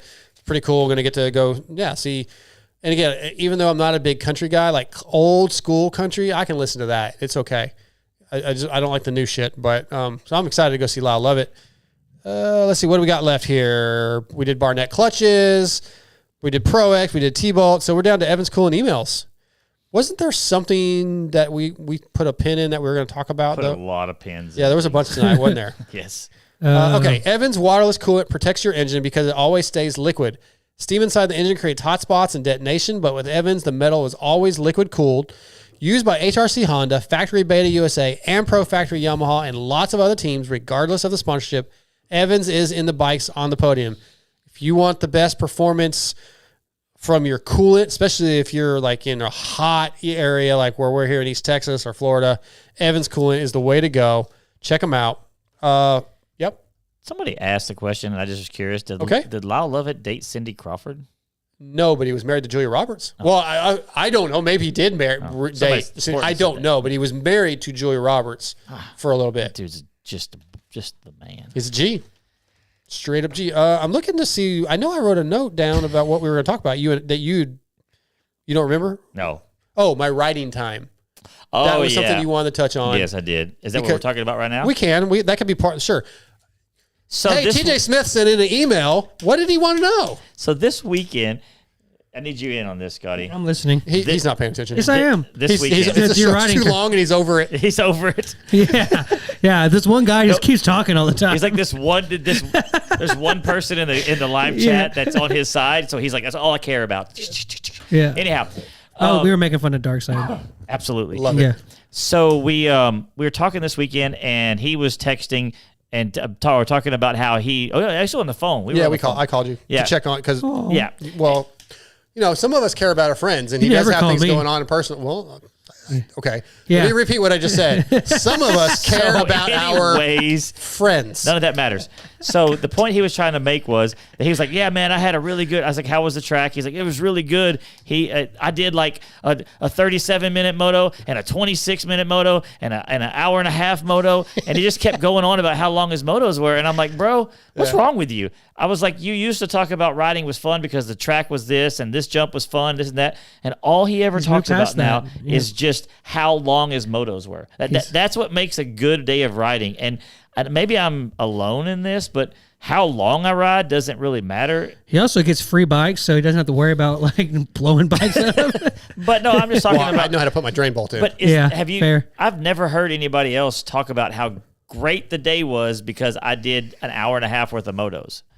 Like, yeah, I mean, do you want me to respond, or do you want him to respond? I'm him right now. Yeah, go ahead. I think it's, I think it's fair to like be like, I would be if I did a lot, if I feel like I rode a lot and got more motos than maybe I felt like I could, then yeah, I'd be proud. But that's not where I'm. The issue is that he's like, oh yeah, I did an hour and a half moto. Like, yeah, like I don't think like it's I'm a badass now. I'm a badass on a dirt bike. So right? I would disagree with you on this. I don't think that's what it is. I think what it is like, I usually be like, man, I rode a lot because I had fun. Right. But I'm saying he's having fun because he rode a lot. Does that make sense? Yeah, so that's fair. It's because 2.5 years ago, I'd go do like 2 laps and I'd be exhausted. And it was like, well, it was fun, but I didn't get much riding in. So now I'm excited that I can do a 38-minute moto and I'm not getting tired and I'm getting to put all that time in on the bike. And I'm having fun. And you're just riding for 38 minutes. You're not like I mean, are you like heart rate on the edge? 170, 168, 170 was my heart rate average and 185 was my max. It's pretty high. Yeah, I was pushing. Yes. Okay, I was doing like 5, 4, 3, 2, 1s, like the training thing that Kiefer kind of did. But it just, I'm enjoying it because I'm having fun for that long. And I'm like, holy shit, I'm not getting tired and I can keep going. And it makes me feel good. Yeah. I'm enjoying the riding, but I'm also enjoying that I'm riding longer. While I'm riding, I'm like, oh, okay, this GNCC coming up probably won't be a problem. I shouldn't be too terribly tired. I mean, my hands are going to get cramped. I just never heard anybody say that I had fun because I rode a lot. I think I guess maybe this is a bad quality, but I'm kind of proud of myself that my conditioning has come along the way it has. I could see that, and if it was worded as in, I'm really happy with how I rode and how long I rode, but it's just weird to say I had fun because I rode a lot. It just sounds weird. Anyway. Well, I am happy with how I'm riding too. I feel like I'm riding pretty well. Can you beat Steve yet, you think? Mathis? Yeah. Here, yes. At Glen Helen, probably not. No, because it's just completely different. It's completely different. Completely different. Okay, I think we've done all our sponsor reads. So let's do a couple of these email questions, and then we'll save the rest for the next show, which, by the way, is going to be in 2 weeks. No show next week. We'll squeeze one in after Ironman. Got to decide which one we're going to do. We're going to save. Chris Wood sent in a couple. We'll save those. Okay. I need to give you guys time to think about that one. All right. What's one of your weirdest habits? I'll give you guys time to think about it. Well, I'll write mine down. So, I always wipe my feet off before I get in bed. Like I get in bed and I'll wipe my feet over. Yeah, I have wood floors too. I have to do the same. Okay, but I feel like I do it even when I had carpet. Like it was just a habit to wipe my feet before I got into bed. I mean, I don't think. Yeah. You don't think that's weird? I think it's weird every time I do it. I sleep in only my socks. You wear socks? Really? Oh, hell no. Only your socks. Why socks? I don't know. Just my wife was like, "Why do you still have your socks on?" Yeah. I'm like, "I don't know." So you're completely naked except for socks? Yep. That's the weirdest. Why are we surprised? No, I'm not. Yeah, you didn't make it. And the other one, okay, I don't know if anybody does this. That's where the biggest part where it keeps you cool is from your feet. Yeah, but I'm always cold. Oh, see, I'm the opposite. I am burning. I don't want nothing. Fans on and the air down at 65 degrees. No, like when I'm like on the rig and they own I have at night I turn it down to 78. Do you sleep naked on the rig too? No, I wear underwear. You turn your house AC down to 78 at night. Mm-hmm. That's it. Jeez. I have it like at 80 during the day, 82. I put mine at 77, 78. If I was Kathy, I'd divorce you over that. She's in control of it at the house. Like very few things, and y'all know me. I'm not saying I run the house, but whatever. But yeah, I'm not allowed to. Like she turns it down. It has like 400 fans on. It's like a hurricane going on in my bedroom. It's terrible. My other one is, God, I hope other people do this, but she gives good head though. I've had. Did you really just say that? Yeah, I did. I have a lot of congestion lately. Whenever I blow my nose, I always look at the snot in the rag first. Oh, I do too. You got okay, so that's normal. Don't you look at the towel after you wipe? Yeah, like same after you poop, that's I feel like that one's more normal. You got to know when to stop. You got to make sure it's clean. Yeah. Yeah. I got a bidet. But I know when there's no snot left, but I still look at it. I look at the first one. Do you turn around and look at the turds just to see everything? No, I don't do that. Really? You don't look at the turd? No. Everybody looks at the turd. I just flush. I usually flush before I get up, and I don't look. No. Oh, really? Yeah, don't you know how, look, but I'm eating a little too much fat. No. Yeah. Oh, those are my weird habits. Either one of you got a couple? Kind of went over mine. I guess. Yeah, I guess so. Yeah, TJ's done. Yeah. We'll do one more after this. I bite my nails, I guess. I mean, that's pretty common. But another one is if I'm like doing something, like if I'm focused on, or if I'm having a conversation or focused on something that I don't really pay attention to it. But if I'm walking and I'm think about it, I don't step on cracks. Oh, really? Yeah, I will I get like you don't in a want to weird. break your mama's back? It's not even that. It's like it's got to be like some kind of autistic thing or something. I don't know, because I like space out, like it's like a timing thing. I think I do that sometimes, but not. Yeah, like, it's like I don't want. Yeah, it's like a timing thing. Like I don't. Okay. Yeah, I got you on that. I've done that a few times, but I was just thinking like I almost never actually think about that. And my mom's had like 20-something back surgeries. Quit stepping on cracks, bro. Sorry, Mom. I got two things real quick. Crap. That Who popped knew in it was my my head. fault? The two quick things. First off, whenever I'm driving a car, I want the windshield super clean, but I ride with dirty goggles all the time. That's the opposite. I'm not. Everybody's probably the opposite. That's a little weird. And then I noticed, I didn't realize I did this until this trip to Colorado when we all had the intercom systems on our helmets. Mm-hmm. I hum and make dirt bike noises when I'm riding. I'm like going just doing that, and the guys are like, "What are you doing up there?" Weirdest guy I've ever met. I don't know. I kind of have things like that too. Like sometimes like in my head, I'm like kind of like half whistling a song, but in reality, I'm just like breathing weird. I'm just like breathing weird. I'm not really doing anything. Absolutely. Yeah. I understand. You definitely are weird. Yeah. All right, we're gonna wrap this up. Listen, just for the next show in 2 weeks, don't forget the T-Bolt T-Bolt USA top 5 is top 5 favorite graphics packages from a pro team, Chevrolet, Yamaha, Pro Circuit. I'm gonna have to look. Geico, whatever. There's been some cool ones, and there's been some one-offs, right? On like all the St. Monster Jude's Energy Day. ones. Well, even just to take St. Jude's Day, maybe there might be some cool ones, that or actually military looks really appreciation, right? Yeah. There's some cool options. So load our email up, motoxpodshow@gmail.com. Here's another one that we're going to talk about. This is one of the emails that came in. What if you had to relive like Groundhog Day, one experience you've had? Favorite movie of all time. Don't Really? don't give us your good, answer. But but- if you had to relive one experience you've had over and over and over, what's that experience? So you guys can send us your emails on those two. We'll do that in a couple weeks. I mean, we got a couple we're all others. guys. Isn't that pretty easy to? I mean, we're all guys. Isn't that pretty easy to pick? Let's stay away. Two chicks at one. I think if I had that kind of money, I could pull that off, man. Office Space. Yeah. Good one. I was going to say, let's take out family stuff. Like you would go like, well, probably the day my kid was born. Let's not go with that, the obvious family stuff. So your family can't be butthurt. Your wife can't be butthurt. It's not your wedding day because we're saying you can't pick that. 100% wouldn't pick it. I would just straight tell her. So, let's do those. Any other topics we'll get back to. We've got a few emails I was going to get to, but we're going to wrap the show up. I want to thank Jordan Ashburn and Freddy Noren. I want to thank Race Tech and Yamaha Motor USA. Lewis Phillips for jumping on and saving us in the first 30 minutes. Oh, what a great show. All because of Lewis. Guts Racing, FXR, X-Brand, Pro X, EVS Protection, Evans Coolant Emails, Barnett Clutches, T-Bolt USA, ETS Racing Fuels. Don't forget about the ride day at Glen Helen this weekend if you're in the area for 60 co-founder. And if you're on the East Coast, you can make it over to Club MX, their open house. Other than that, guys, I think we're out. We'll be back in 2 weeks.